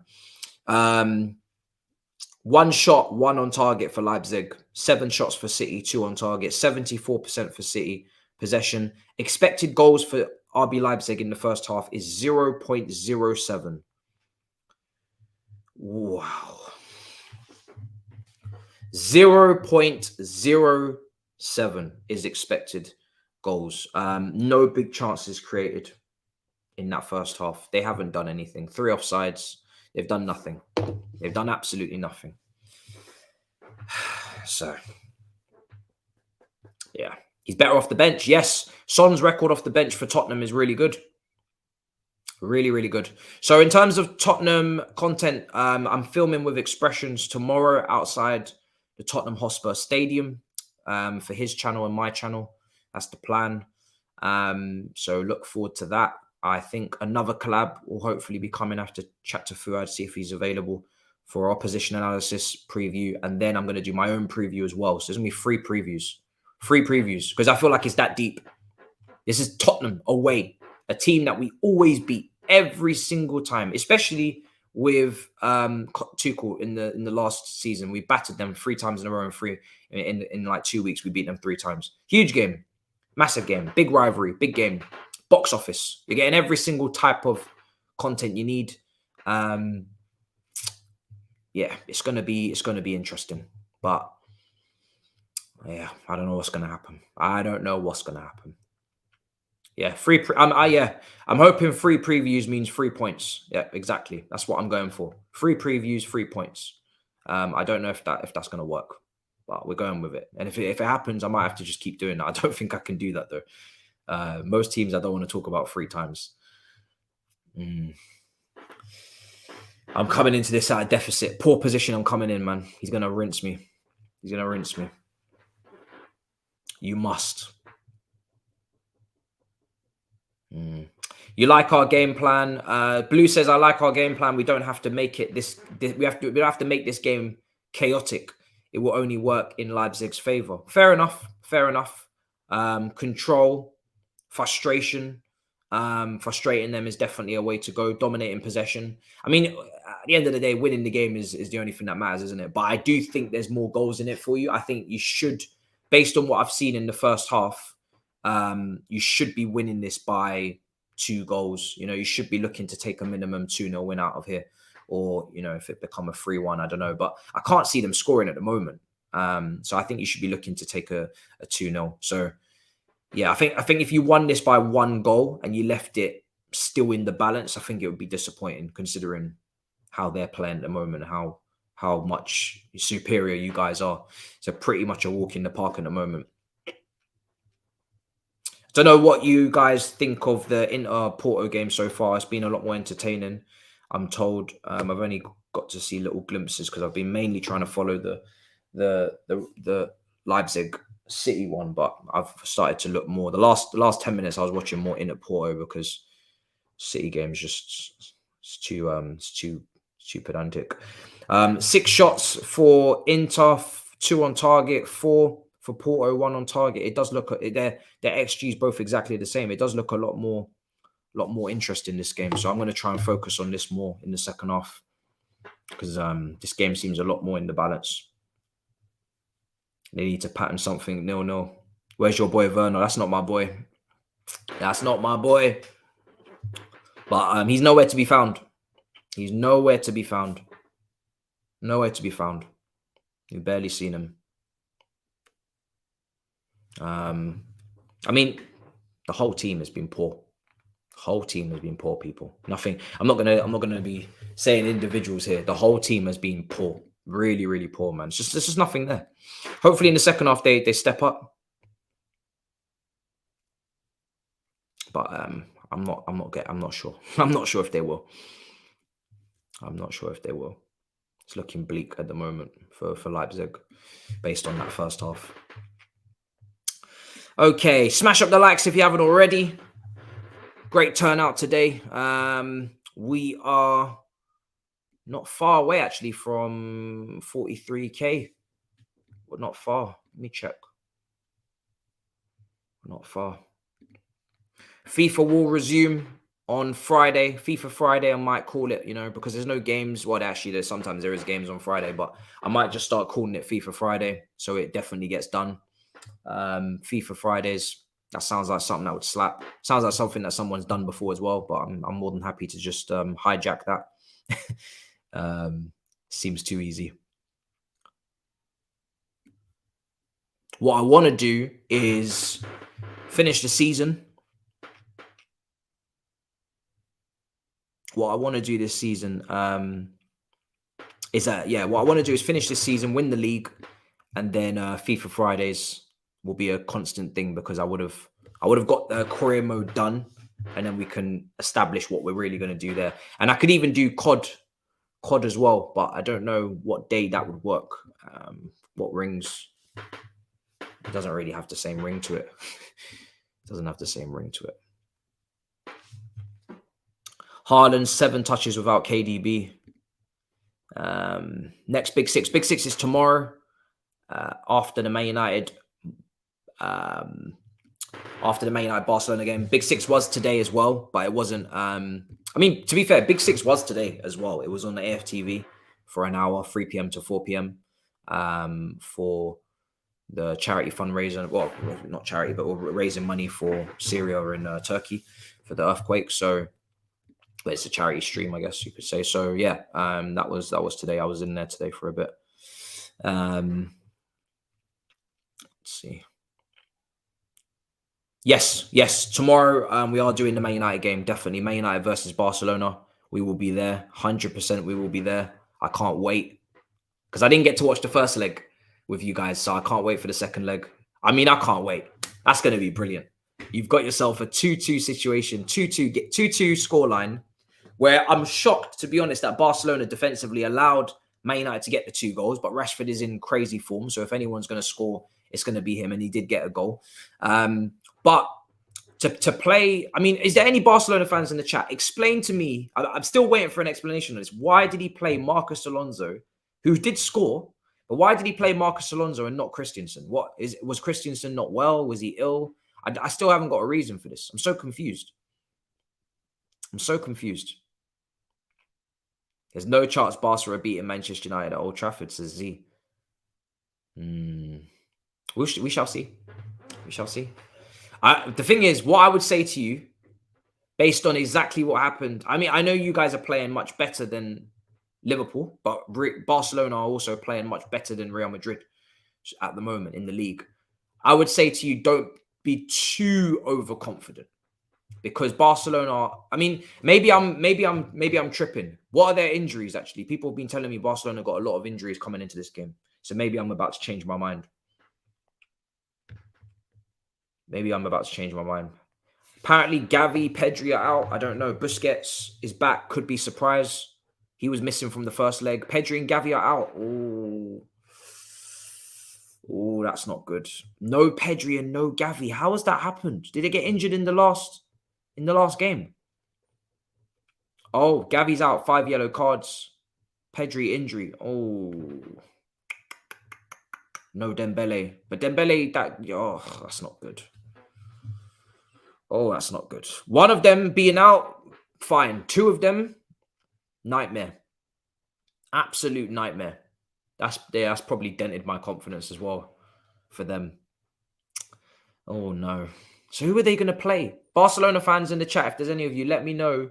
What's your expected lineup then? Because those are the 2 that play just ahead of the De Jongs and the Busquets. If Busquets is back, then Busquets and De Jong, and then probably Kessie. But that's pretty... Maybe De Jong will have... No, you couldn't play De Jong in where Gavi and Pedri play, man. That would be wrong. You can't put De Jong there.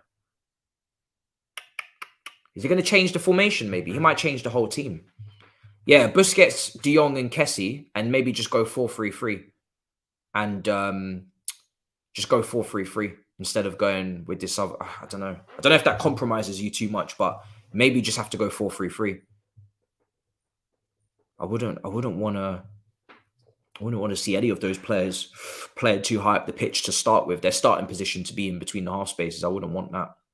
I mean, Busquets is an absolute non-starter. Kessie, I would never want to see him in half spaces like that. And I wouldn't really want De Jong there either. It's not where you get the best out of him. He's a deep-lying playmaker type player. So I think it's just a midfield 3, isn't it? And then go with the 2 wingers and the striker up top. Strange one. Sergio Roberto will play probably. Who will go left wing? Not Fernan Torres, surely. Who else is there? Fati. Yeah, Fati. Might be time for Fati to step up, you know. He could play in one of those roles. If you say out of Pedri and Gavi maybe was operating more off the left, you play Fati where Gavi plays. Play Fati where Gavi plays. Yeah. So Fati where Gavi plays. And then that might be it. That might be the one. And then Rafinha on the right.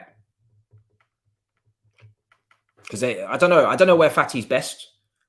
But I think a Barcelona channel was saying off the left more. Fati, Rafinha, Lewandowski.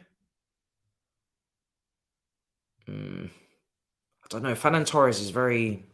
I don't know, man. He just doesn't really do it for me, man. He's very average.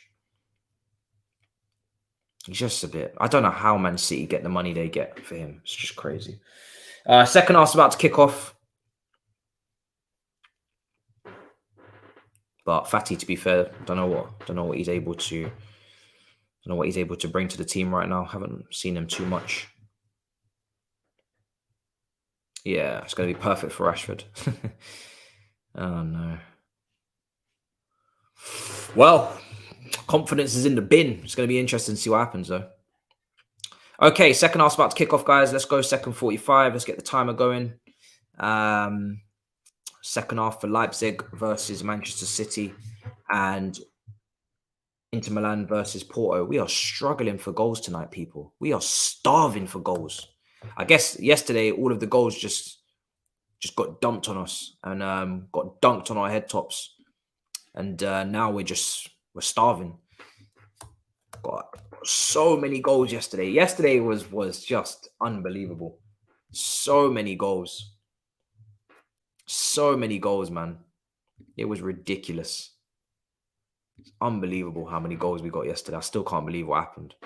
I might have to watch the highlights. I might have to watch the highlights again. I haven't actually watched the highlights. I need to watch the highlights. I need to watch the highlights. Oh, it was great. Brilliant. Wonderful. Dancing on Husam's head top. Oh, it's crazy, man. That space was crazy. You better run them spaces. You have to run them spaces. And he did. And it was unbelievable. Come on. Come outside. Let's get this second half. I think Inter Milan Porto is the one to keep your eyes on, people. If you're looking for a goal. I don't know what City are going to do second half, if they're going to just keep trying to control it.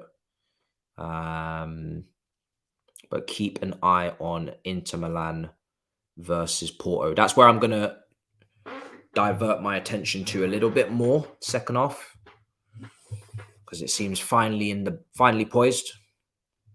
And we'll see if City want to make it entertaining, then we'll keep an eye out for them. But at the moment, it seems like.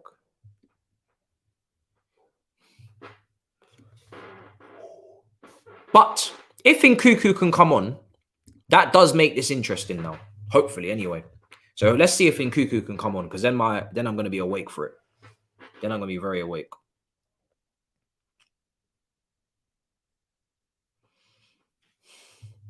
Yeah, man, I want to see Nkunku, man. That's what I'm here for. It's the whole point. It's literally the whole point. Got to get this timer up. Inter Milan, Porto, they're just walking back out now.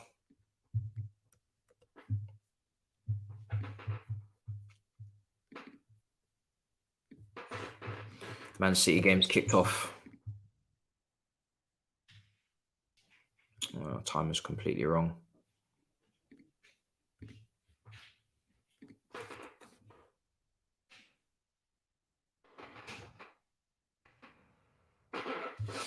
Let's see. I think Nkunku, someone said he could play. I don't know what the advice is or how many minutes he can play. Someone said maybe half an hour you might see max.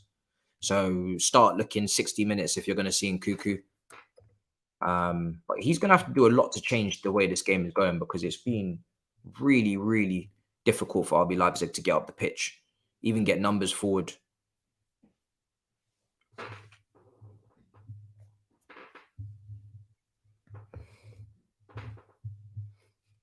Nkunku watch turned into Saeed mode.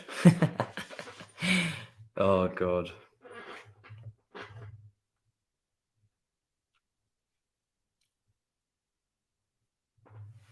Yeah, Iceman, I'm not really understanding that either. He's very, very much on Mudrik's case, but Mudrik has only played a handful of fixtures and come from the Ukrainian league and literally not played prior to the Liverpool game or prior to coming over since late November. But Mudrik's catching so much heat. It's crazy. That is what we call an agenda. All right. So Inter Milan has kicked off against Porto. We're going to see what they got. They're just keeping the ball at the moment around the back. Play it. Good switch of play. Cross. Collected.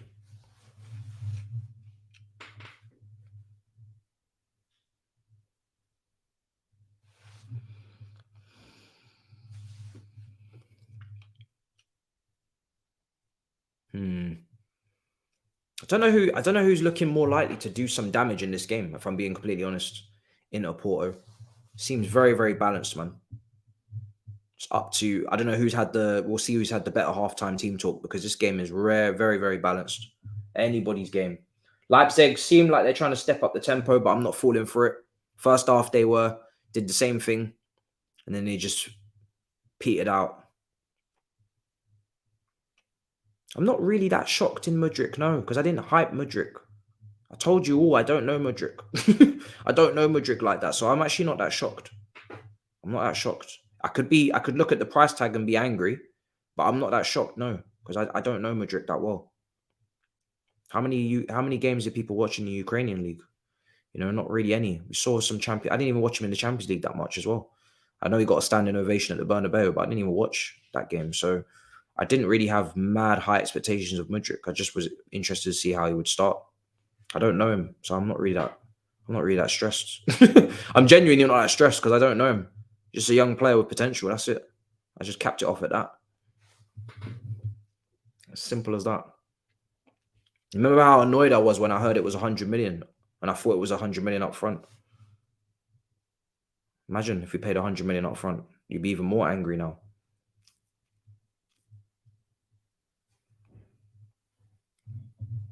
$49 gone in the City game. It's not really much more to say on Mason Mount's contract situation, to be honest. It's the same situation it was last month when I think we spoke about it on All You Can Eat Chelsea already. But for me, I'm not really that bothered anymore, to be honest. I think it's been going on for long enough. I'm not really that bothered. If he stays, he stays. If he goes, he goes. But I wouldn't be building a team around him, and he should be fighting for his place. It's pretty simple. I think he's earned a new contract, but it depends on how much he's asking for. I haven't given up on him as a player because I do think he can be coached and brought back to life, but he's not. I've seen much bigger talents at Chelsea leave my club, so I'm not going to cry if he goes. I'll be fine. Whatever happens kind of situation with him at this point. I'll just have to see what happens. Or if he stays and we continue playing a 4-2-3-1, then I don't see a starting place for him at the moment in that formation. Has to be a 4-3-3 for him to have a chance.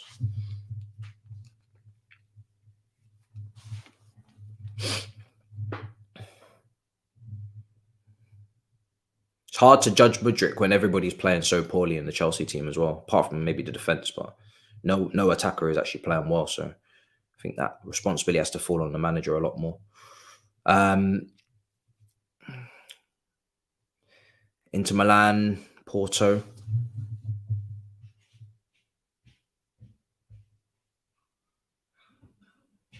He's kept it in. Iceman is a West Ham fan. Too much waffle. That's the super chat that's coming there. Appreciate the support. Iceman, you got people on your case. 50 minutes gone. Haven't really... Oh, I said it already. I saw Leipzig were in Man City's half and I was like, I'm not going to get ahead of myself because I wouldn't be surprised in the next 5 minutes if Man City just start to take control of the game again and start to just bop it about. I feel like all Man City have to do is keep possession, and it takes the sting and it takes the wind out of Leipzig's sails, and then they just have them chasing again, and then it's just back to square one.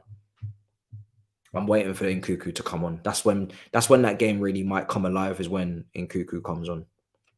Maybe.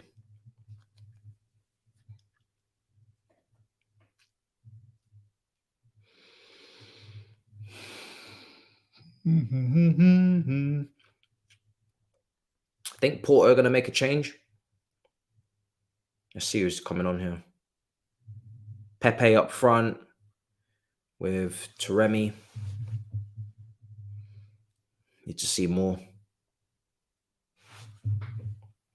That's the Serbian Liverpool midfielder, isn't it? Guricic. He Serbian midfielder. He was at Liverpool. I think he was signed very young, around 19 years old or something. Now he's in that Porto team. Looks like the same player, I think. I think it's the same player. Substitution's just been made. Klopp's not going to resign. I don't know what this is.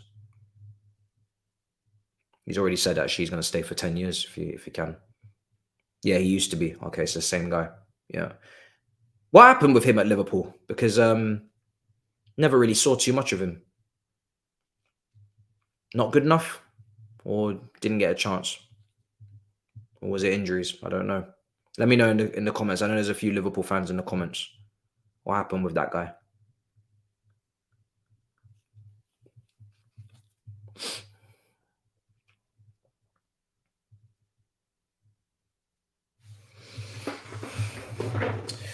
Leipzig coming forward.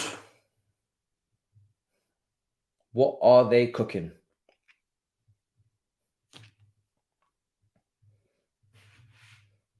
Switch it. Where's Vardiel? There he is. Yeah. He's deep. He is deep. He's the last defender. He is the last defender. He's so deep. I'm looking for those progressive passes from the Croatian. Play the ball in between the lines. Start attacks. That's how important he is to them. 100 million price tag. Shot just gone wide. Shots just gone wide in the Inter Milan Porto game. Almost had a goal. I think for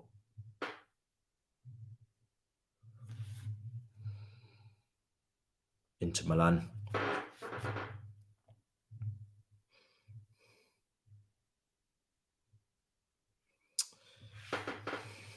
Football's a humbler, man. I don't know where Liverpool fans are at, but I think he just got to write it off. Oh, it's just so close, Leipzig. Oh, what a chance. You've got to hit the target. Who was that? Oh, my days. I think it was the wing back. Oh, my God. Heistenberg. I think it was Halstenberg. I think it's Halstenberg. He's the one that's smashed it wide. Oh, what a chance, man. Guys, the ball just comes across the goal. Like, it's very well worked. It falls to him. It's like a Victor Moses wing-back overload type situation. Hit the ball properly. And he just side foots it wide. I'm like, how are you not hitting the target? Inter Milan with a wide free kick.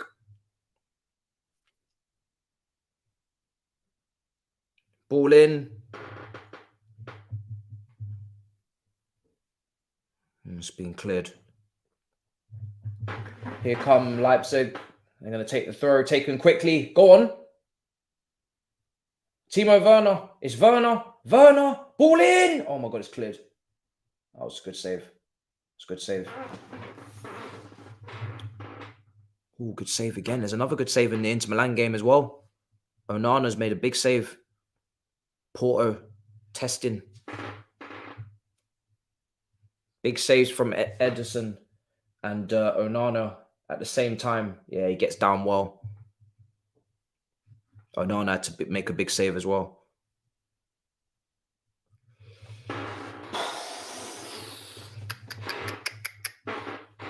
Well, at least Leipzig are showing something now. Yeah, both teams have almost scored there, Leipzig and Porto. At least we're seeing a little something. Eagles. Said I'm writing off until kickoff at the Bernabeu.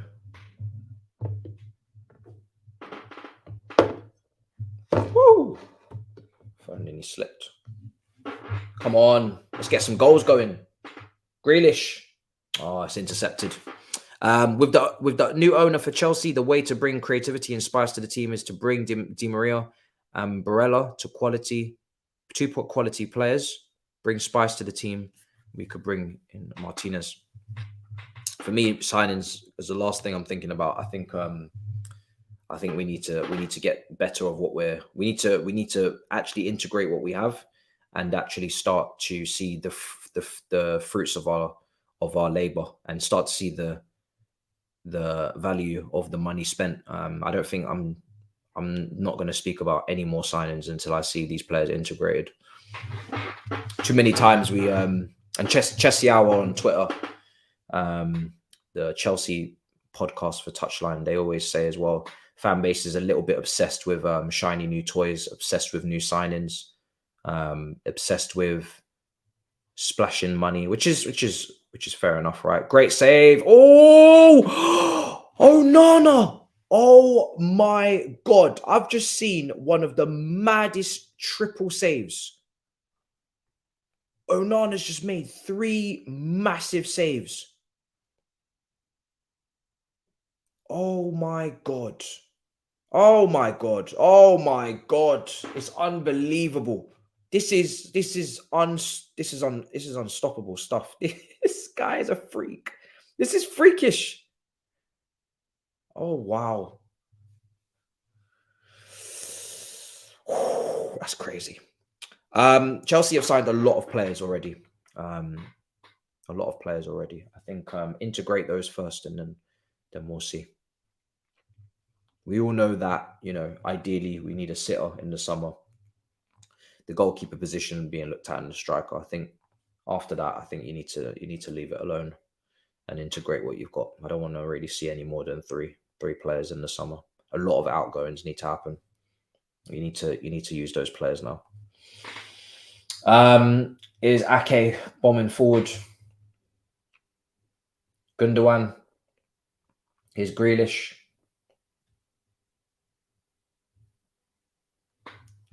Lukaku is on. Oh, Lukaku has entered the pitch here at the San Siro. Lukaku is on. Now we're talking.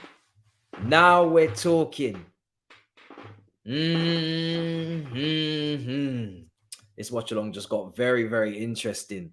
Lukaku has entered the building, ladies and gentlemen. There's no Nkuku. He's not on for Leipzig yet. When he comes on, I'll be very happy to see what he's on today. Although I'm not even sure how fit he is to play. And Lukaku's on as well. Don't know how fit he is either, but he's on. This is our number 9 right here. Unfortunately, he is at the moment still our number 9. Timo Werner. We've got a lot of former players rocking out, showing out here in these games, or current players. Got Nkuku that's on the bench, could come on. Timo Werner's out there. Lukaku. There's a lot of PTSD going on right now. Watching him dribble. Here come Leipzig. They're just going to recycle it.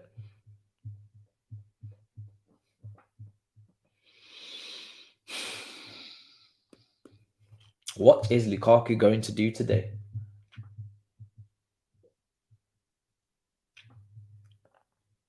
Oh, is he onside? Here he is. Oh, he's dribbling. Inter Milan in possession. Lukaku on the left. He's trying to go around someone. Oh, that was sad. Ball in. Oh, cleared. No, I wouldn't put him ahead of anyone. I don't want him.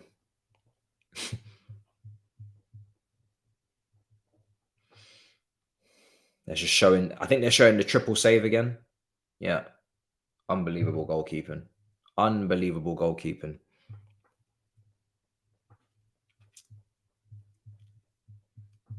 Unbelievable goalkeeping from Onana.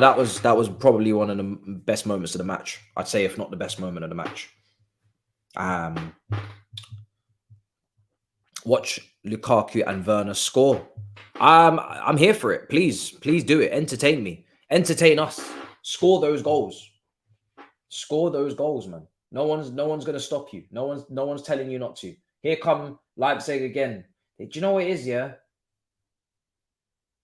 They're just really struggling. Everything's got to be a team move, because from an individual standpoint, they're just not beating they're not doing their 1v1s. They're not winning their 1v1s, their duels. Go on. Now they are. Go on. Oh, as soon as I say that, they do exactly the opposite, and they actually finally show a bit of individualism. That was brilliant from Silva. Get him the ball a lot more. What a save from Edison. Big save. Great play from Andre Silva. Pepe's just been fouled.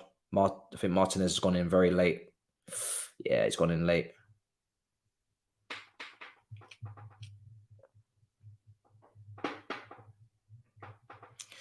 To take Lukaku back is not a sackable offence. No, that would be me pushing my agenda too far, but it would piss me off. And I would not be happy, and I would not be very sure on what his plan is, because Lukaku's not a pressing striker. I thought he wanted to implement some sort of press. So if he takes him back, then and he doesn't make it work, and Lukaku spins on him and does a madness and gets him sacked, then that's his own fault, you know. If you choose that personality, I mean, the way that this ownership is trying to function with this manager and long term, and to bring a character like Lukaku back into the ecosystem and then expect any sort of drama-free environment, you're only setting yourself up for failure. So yeah, man. Whatever happens to them at that point. I wouldn't have no sympathy. I wouldn't give a damn.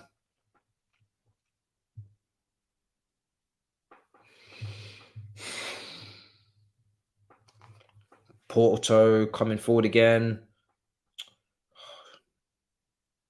Neither of these two teams are leaving the quarterfinal. Whoever these two teams get, they will struggle in the quarterfinal, man. They will struggle. If a Napoli or anyone like that comes up against one of these two, it's wraps. It's wraps. When whoever gets through to the quarterfinal out of Inter Milan and Porto, I think it could be a long day, man. Long day for them. They're not going to be semi-finalists anyway. Apparently, Nkunku is coming on for Leipzig.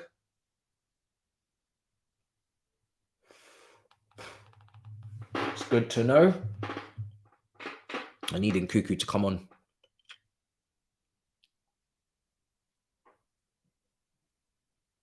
No, I wouldn't give them a chance. They're not over two legs. They're not gonna get through Leipzig. It's not happening. They don't have the quality.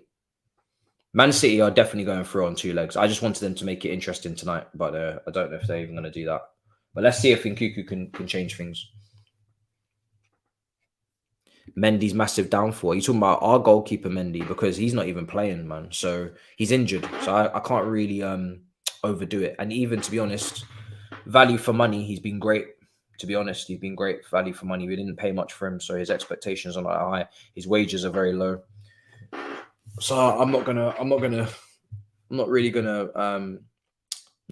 kick on Mendy too much, man. He was signed as a second choice goalkeeper for the money we paid and the wages he's on.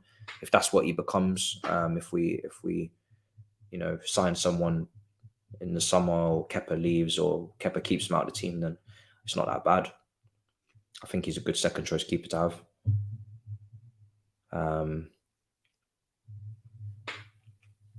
I think he's injured. I'm trying to let me run a poll. I want to know what you guys think. Where is our next goal coming from? Where is our next goal coming from? Let me ask you guys. Where is the goal coming from? Because we are starving for a goal, man. These teams are taking the piss today. In the Inter Milan versus Porto game, or is it in the Leipzig versus City? Ask the community. Smash up the likes if you haven't already. Let's see.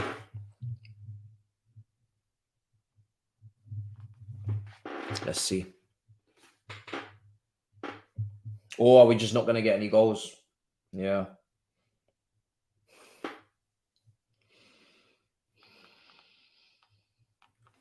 So Nkunku, this is important now. Let's see where Nkunku's playing in this team.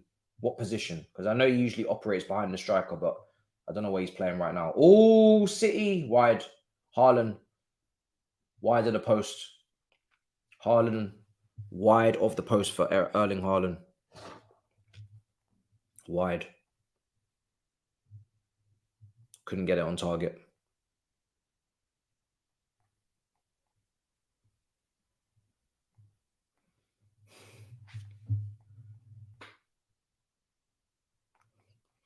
He could not get it on target.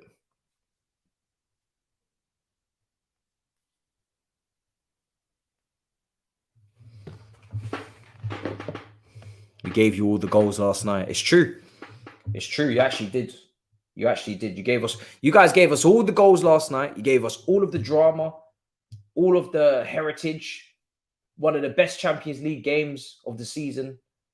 And tonight has just been a stink fest. Honestly, the quality is lacking, man.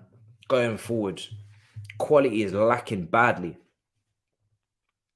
Yesterday night was the night for Champions League. This is more like Europa League today. I think the Europa League will be better on Thursday when we see United play against Barcelona. It's been tough today. Very, very tough. Very tough. Can't win them more, I guess. Subscribe if you haven't already. On the road to 50k. Nights like this, brother. We're in the trenches today. Ball into the box. Oh my God, is that a goal? Is that a goal? Oh, I don't think it's going to count. There's no way. Is that a goal? Oh my God, it's a goal. Oh my days, it's a goal. RB Leipzig have scored. Oh my God. I thought it was a foul. The way Ederson was moving, it was looking like it was a foul. It's a goal. They took the corner short, put the ball into the box. Ederson comes out. Oh, it's a goal, Lasso. It's a goal, Lasso. Wow, look at that jump from Vardiel. Look at that. Oh, he's got up so high. He's got up so high. That's Vardiel. Oh my God. Oh my days. Yo, that's the kid. That's the kid that they talk about. Manchester City won. RB Leipzig won. Oh my days. Wow, wow, wow, wow, wow, wow, wow, wow, wow. Now we're talking. Now we are talking. Vardiel, yes. Stocks are back up on the rise. There we go. That's the boy. That's the boy. Took me a while to understand the hype. Because I don't watch Bundesliga. And then when I started to watch him in the Champions League in this season, and I saw him at the World Cup, I thought to myself, yeah, I don't think this talent can be denied. It's too clear. The guy is a bit of a warrior. He's a ball-playing Branislav Ivanovic. That's what I like to call him. A ball-playing Branislav Ivanovic. He's got all of the strength, the power, the shit. Well, not even the shithousery, but he's just got all the strength. Like Branislav Ivanovic was strong. He was one of the strongest players at Chelsea. He was strong. Strong. I can't even say if Vardy was as strong, but he's very young. So he might he'll probably grow into it. Might gain that strength. But yeah, ball playing wise, that's what he is. Let's see if Leipzig can get another goal, man. He's redeemed himself, yes, from the goal conceded. Let's see what can happen now, man. It's anybody's game now. Future soldier at Anfield. Can Anfield afford such things? That's the question. I don't think you can. I don't think you can afford at the moment. If you're getting Bellingham and you're getting, I think it stops at Bellingham. If you're getting Bellingham, I don't think you're getting another 100 million player personally. Trying to find into.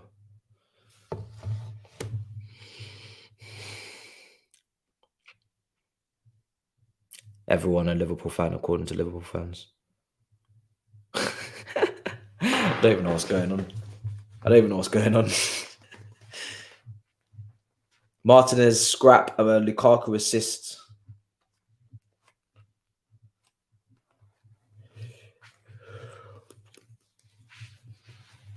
Klopp said he needs 3 big signings. He needs a centre-back. He needs a midfielder. I don't know who the third is. Probably doubling up on one of those positions again. What a save! What a save! Should have been 2-1 City. Gundogan. What a save. That could have been 2-1 to Man City. I'm still waiting to see more of Nkunku since he's come on. This is becoming Nkunku watch now because he's a Chelsea player. That is a mad save. KK is probably going to be worth that similar fee. Yeah.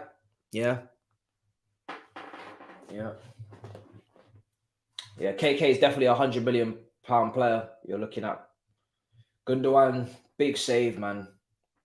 Yeah, because with the way that the cost of the players have gone, he is now going to demand. He's going to demand 100 million probably, especially at Napoli. Napoli are not going to demand any less, to be fair. Napoli are one of the toughest negotiators in football. They will definitely be asking for 100 million for KK. Gundogan. So we're just over 15 minutes left. We finally have another goal. And I'm hoping there's a winner coming. Man, for RB Leipzig. That would be brilliant. Not that I think it will even change the way I think about this tie. I still think if RB Leipzig win 2-1 tonight, I still think City are going to go through.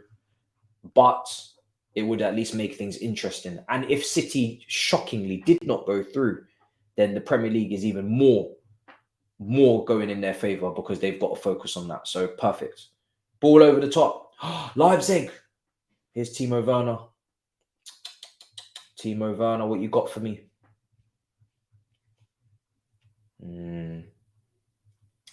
Leipzig. What are they cooking for us? Yeah, Osimhen goes without saying he's going to cost that much purely because he cost a lot already. At least KK cost Napoli about 10 million. Osimhen cost them about 70 or something like that. Was it 70 million they paid? 65 million from Lille. So they've paid already so much. So they're going to demand a lot. And he's quite young. I think he's 24. So he will demand 120 euros, 120 million euros, probably 115 million euros minimum. They're looking for that 100 million pound mark again. I wouldn't be surprised if they're asking for around 110 million pounds or something like that, to be honest. Yeah, he was a lot. He was like 75. Yeah, he's in the region between 65 and 75. I can't remember the exact amount of money it was, but they will be looking for profit. So he'll probably be more than 100. Here's Rodri. Grealish. Grealish got his whole legs out, fam. Do you know what I'm saying? Like everybody else's socks pulled way up, fam. You just see Grealish. Them socks be at low as hell. I don't even know how his shin pads even cover his shins, fam. I don't even know how he's even protected. He's just getting ventilation into his legs. Fair enough. I talk about how the socks be too tight and you got to cut holes and whatnot. This brother just said, I'm not even wearing the socks all the way up. I'm just going to pull them straight down. Yeah, 100 million, bro. That's how much. Minimum 100 million. Minimum. He's going to be 100 million. You're not going to get a bargain for him, bro. 100 million. Napoli doing with KK what they did with KK. If you know, you know. Keep him for a long time. We'll see. He loves it there. I think I did see quotes that he loves it in Naples. Naples and Rome seem to be two cities in particular that when you're there and it's home, you don't really want to leave. I need to visit both these two cities, man. I need to visit Naples and I need to visit Rome. More so Naples, though. I want to visit Naples. I feel like when you're there, you just don't want to go. Seems very homely, apparently. Oh, City. Oh, it's becoming a little bit of a back and forth, this game. It's starting to get much more entertaining. What's your prediction for United versus Barcelona? I think now that I've heard the injury issues to Gavi, Pedri, Dembele I already knew was out, but now that I've heard Gavi and Pedri are injured, as much as I would love Barcelona to beat them, I think Man United are probably going to win that. I would say I'm going to go with a Man United.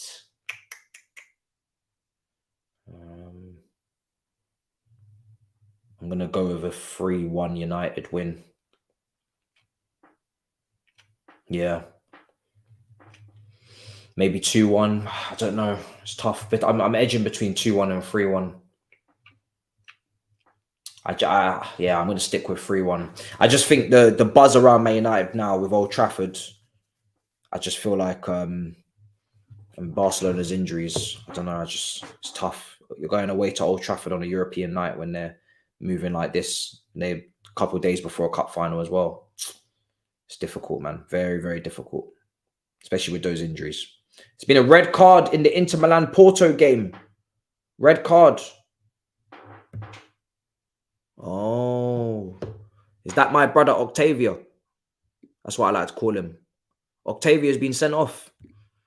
Oh, early shower for Octavio. Oh, dearie me. Oh, here he is being sent off, number 25. Oh, no. Oh, dear. Well, Inter Milan need to find a winner now. They need to find a winner. You can't be up against 10 men last 12 minutes. You got to find something now. Stupid move. Let me see this again. What's he trying to do? Is he trying to win the ball? Is that a red? I need to see this close up. It didn't look like a red on first viewing. Ah, look at Lukaku. Yo, this brother said, bro, this guy is so annoying. Everything he does jars me, fam. That's when you know you really don't like the player anymore, when everything they do just annoys you. Here's Nkuku. Nkuku doing very well to shield the ball. Oh, referee, free kick. Listen, if Nkuku gets injured again, fam, I'm going to get very tired, fam. Man said, listen, bruv, I just come back from injury. What do you think that these men are playing at? Woo! Yeah, studs were showing from Mahrez. He had to get out of that. Free kick for Inter Milan. I believe Mkhitaryan, maybe. No, it won't be Mkhitaryan. Will it be the Turkish specialist? The Turkish James Ward-Prowse? Will it be him? They're just building their wall. They know what time it is. This guy's got a great free kick technique.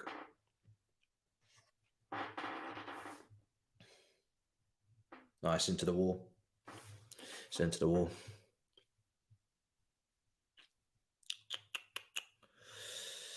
Yeah, I'm doing the watch along for United tomorrow.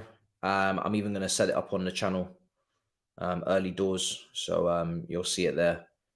Man United versus Barcelona watch along. We will start it an hour before kickoff. We will be there. We will be there. And I hope that the expressions preview will drop after that, straight after that watch along. If it should be ready, hopefully by then, if everything goes according to plan. So that's where the double upload is coming from. 9 minutes to go in these games.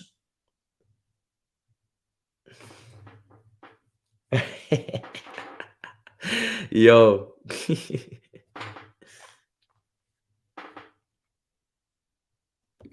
Better than Chelsea drag along. Bruv, when Chelsea are playing the way they're playing, you've got to watch other games. You have to. It's the only way you can keep your sanity. I can't be only doing watch-alongs and just getting L's every time or getting draws. I need to be experiencing goals and experiencing a team winning and fans being happy. I think Inter Milan might be able to get a goal here. They're really, really pushing now. Since that red card, I mean, it's only just happened, but they're onto them like they're onto them now. They're hounding them. Ever since that red card now, it's like, yeah, smelling blood.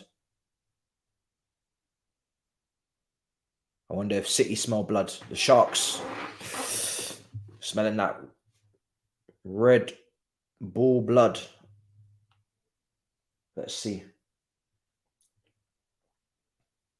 Second half is completely swayed in this game. Man City have been second best in the second half. Leipzig have responded. And funnily enough, we were saying it in the first half, City should be 2-0 up. I know, Blue, you were saying that, you know, you're kind of just biding your time. And I know you didn't want to make it too chaotic, which is understandable because you can see Leipzig are much better amongst the chaos back and forth. But you've got to get a good cushion, man. When you're dominating a football match in the Champions League, it doesn't matter if it's the first leg, second leg, first half, second half. When you're dominating, you've got to capitalize because everybody in this competition is in this competition at this point because they have some threat, some quality to them. They might not be impressive on the whole when you see them playing, but they have something. that they're going to pose danger. And they, that's just, they capitalize now. You've capitalized. You don't really want to leave any. I don't think there's any team in the Champions League left that I would want to be 1-0 up against and feel safe. I wouldn't feel safe. Even Club Brugge. Look at what they did in the group stage. I wouldn't feel safe 1-0 up against Club Brugge or Benfica or none of these teams, man.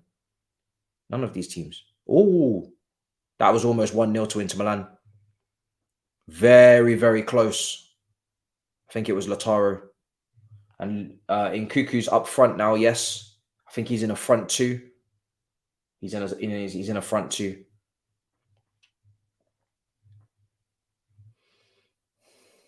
He's in a front two. Alongside... is this a new... Number 7. They're pressing. Look at RB Leipzig. They're pressing, They are pressing. They want that second goal. You can see their intentions. They're very happy to defend in a high line. Even though Erling Haaland is the striker, they're happy to defend in a high line. Nkuku. Nice cut. Nice drag back. Ball in. Grealish.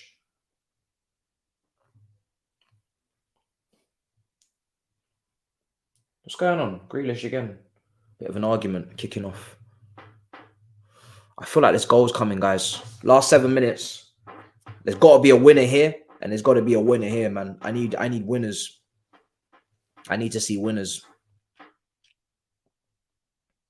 Pep making no subs. Haaland stinking without KDB. Has Pep made no subs? Hold on a second. He hasn't made any subs. Oh shit, you're right. He's not made any subs. Why? Why has he made no subs? I didn't even clock that, It's only when you said that I was like, oh, ball in.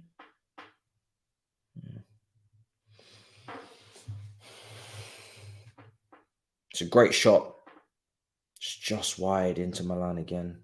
There's goals coming. There's goals coming. Bernardo.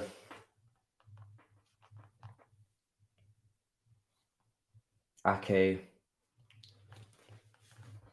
Everybody's saying Lukaku. Oh shit, has Lukaku scored? Oh, has Lukaku scored? Hold on. I've seen the chat. They're telling me backstage in production. I've got 900 people in my ear telling me that Lukaku has scored. Ball's coming to the box. I'm a little bit behind on this game because this is lagging a bit. Oh, here it comes. Here it comes. Oh. No, not quite. I'm so far behind. My team is way behind, fam.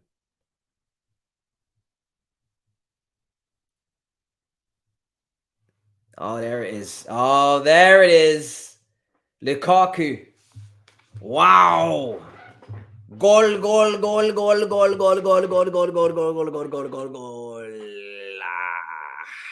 Jesus. Lukaku has scored. Wow. I didn't see that coming. Don't go anywhere. Lukaku has scored. 1-0 to Inter Milan. Ever since the red card, they've been moving mad. They have, to be fair. They've been moving mad. He smashed it in the end into the ground and in. Goalkeeper's got too much to cover. Couldn't keep it out. 1-0 to Inter Milan. Hopefully this means Inter Milan will buy him. Yes. Keep doing what you're doing, Lukaku. This is good. This is good. This is good. Iceman, you're a disgrace. Look at this guy. Shamelessly twerking for him in the chat. Look at you. Oh my goodness. Come on. Yes. Score those goals. Score those goals and be purchased. Come on. I want you to score. I'm happy. People are like, oh, apologize. No, I'm happy he scored. Make him score again so he can be purchased. Inter Milan taking full advantage of this 10-men Porto team. in the last stages here, a couple minutes to go. Inter Milan should be going again for a second, man. Again, you're up against 10 men. Take advantage. Take advantage. Second leg. You're not gonna be up against 10 men again. It's gonna be 11, bruv. Go again. Yeah, bruv. Let that man score again. Let him score a hat-trick. I will be happy. Let him score again, please. Potter ain't watching this game anyway. It doesn't matter. You see, I can't lose here because Graham Potter ain't watching this game because he's been in staff meetings and he's stressed. And if he scores, then Inter Milan might buy him. So it's a win-win. Win-win. Stop overdoing it, Iceman. It was a nice goal. It's nothing to be screaming your pants about. Give him his due. You're acting like as if he scored a karate kick or some sort of overhead kick from 40 yards. Give him his due. Cry me a river. Man's asking me for him to give him his due every time he completes a pass. Honestly, this guy. Shameless. Man smashed it into the open net. Relax, brother. Borderline tap-in. It was a tap-in, fam. Relax. I don't need Lukaku, brother. I don't need him. I promise you. I don't need him.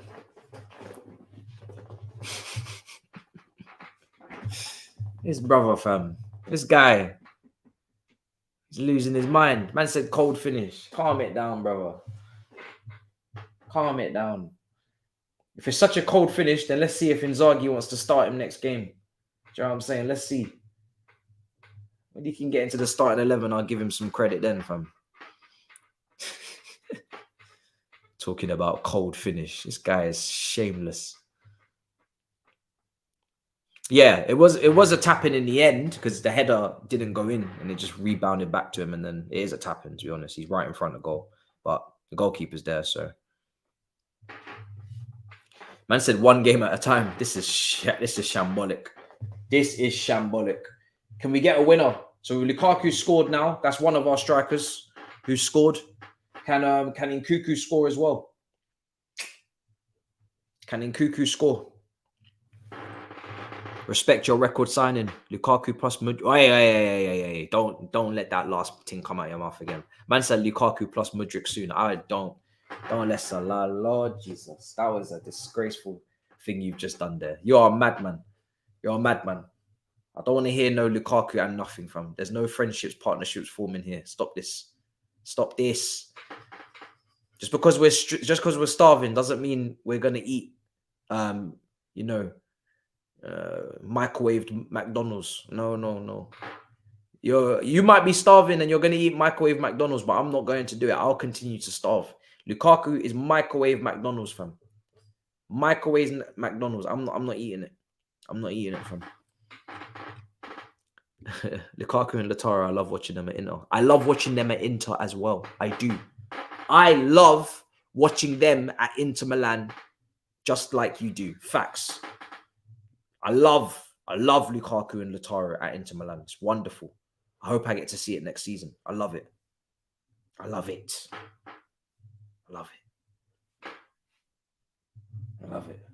Corner kick for Man City. Man said Lukaku and Felix. Every single time you man do this, it makes me feel sick. Please stop. Ball coming into the box. Final seconds of this game. RB Leipzig versus Manchester City. There's not much time on the clock. This is actually probably the last chance of the game. Last chance of the game. Are we going to get a late winner here in Germany? The game is screaming for a winger. Whoa, they're taking it short. Gundogan. Mahrez. Oh, what's the plan? Oh, yeah. That's going to end 1-1. That's going to end 1-1 in Germany. I think. Unless the referee's going to let this keep going. Nkuku. Oh.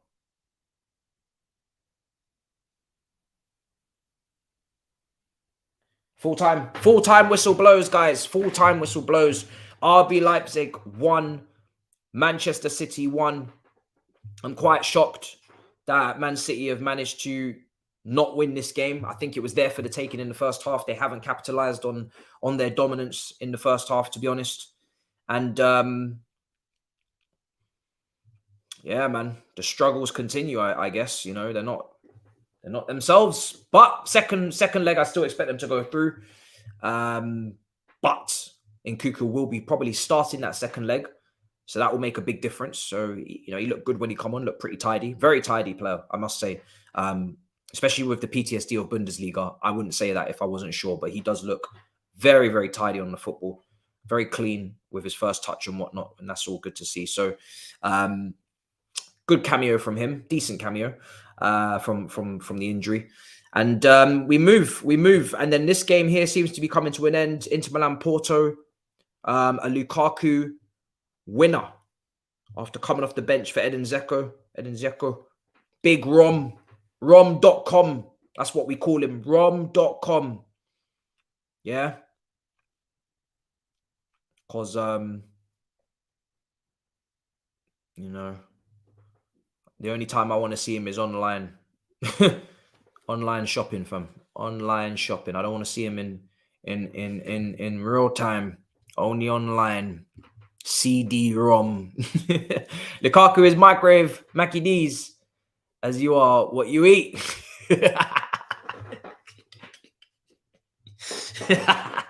You are a bad man. You are a bad man. You're a bad man for that. You're a bad man. Unbelievably. You're a bad guy.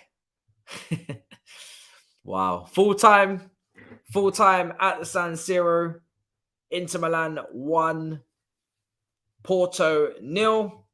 Not a great game. Not a great game for both matches. It could have been much more entertaining. Not quite what we saw last night, but it is what it is. You take the rough with the smooth. When we do the watch-alongs, we sign up for everything. We'll be back tomorrow, guys. I'm gonna head on now. Let me know what you're thinking in terms of the comments down below. Of what you think, I guess, will happen in the second leg. You can leave your predictions for who will go through in the comments. The reason why I say comments is because in the live chat, like Iceman, we try to pretend we don't say things, Iceman, and then we can't find the comment. No. Leave it in the comments. Leave it in the original comments, the clear comments. And then we will see if those comments are correct going into second legs in a couple weeks' time. Make sure you smash up the subscribe button if you haven't already. If you're not already subscribed, we will be back tomorrow for Manchester United versus Barcelona. I believe it's 8 o'clock kickoff. Let me just see. That's going to be up on the channel soon, so you'll be able to set your reminders at the end of tonight. I'll be up in the next hour, I believe. Yeah, 8 o'clock. So 7 o'clock coverage starts tomorrow. 7 o'clock coverage, same time as today. United versus Barcelona. We'll be back, and I'll see you guys then. Big up your damn selves in a bit, people. Peace. Come on. Perfect.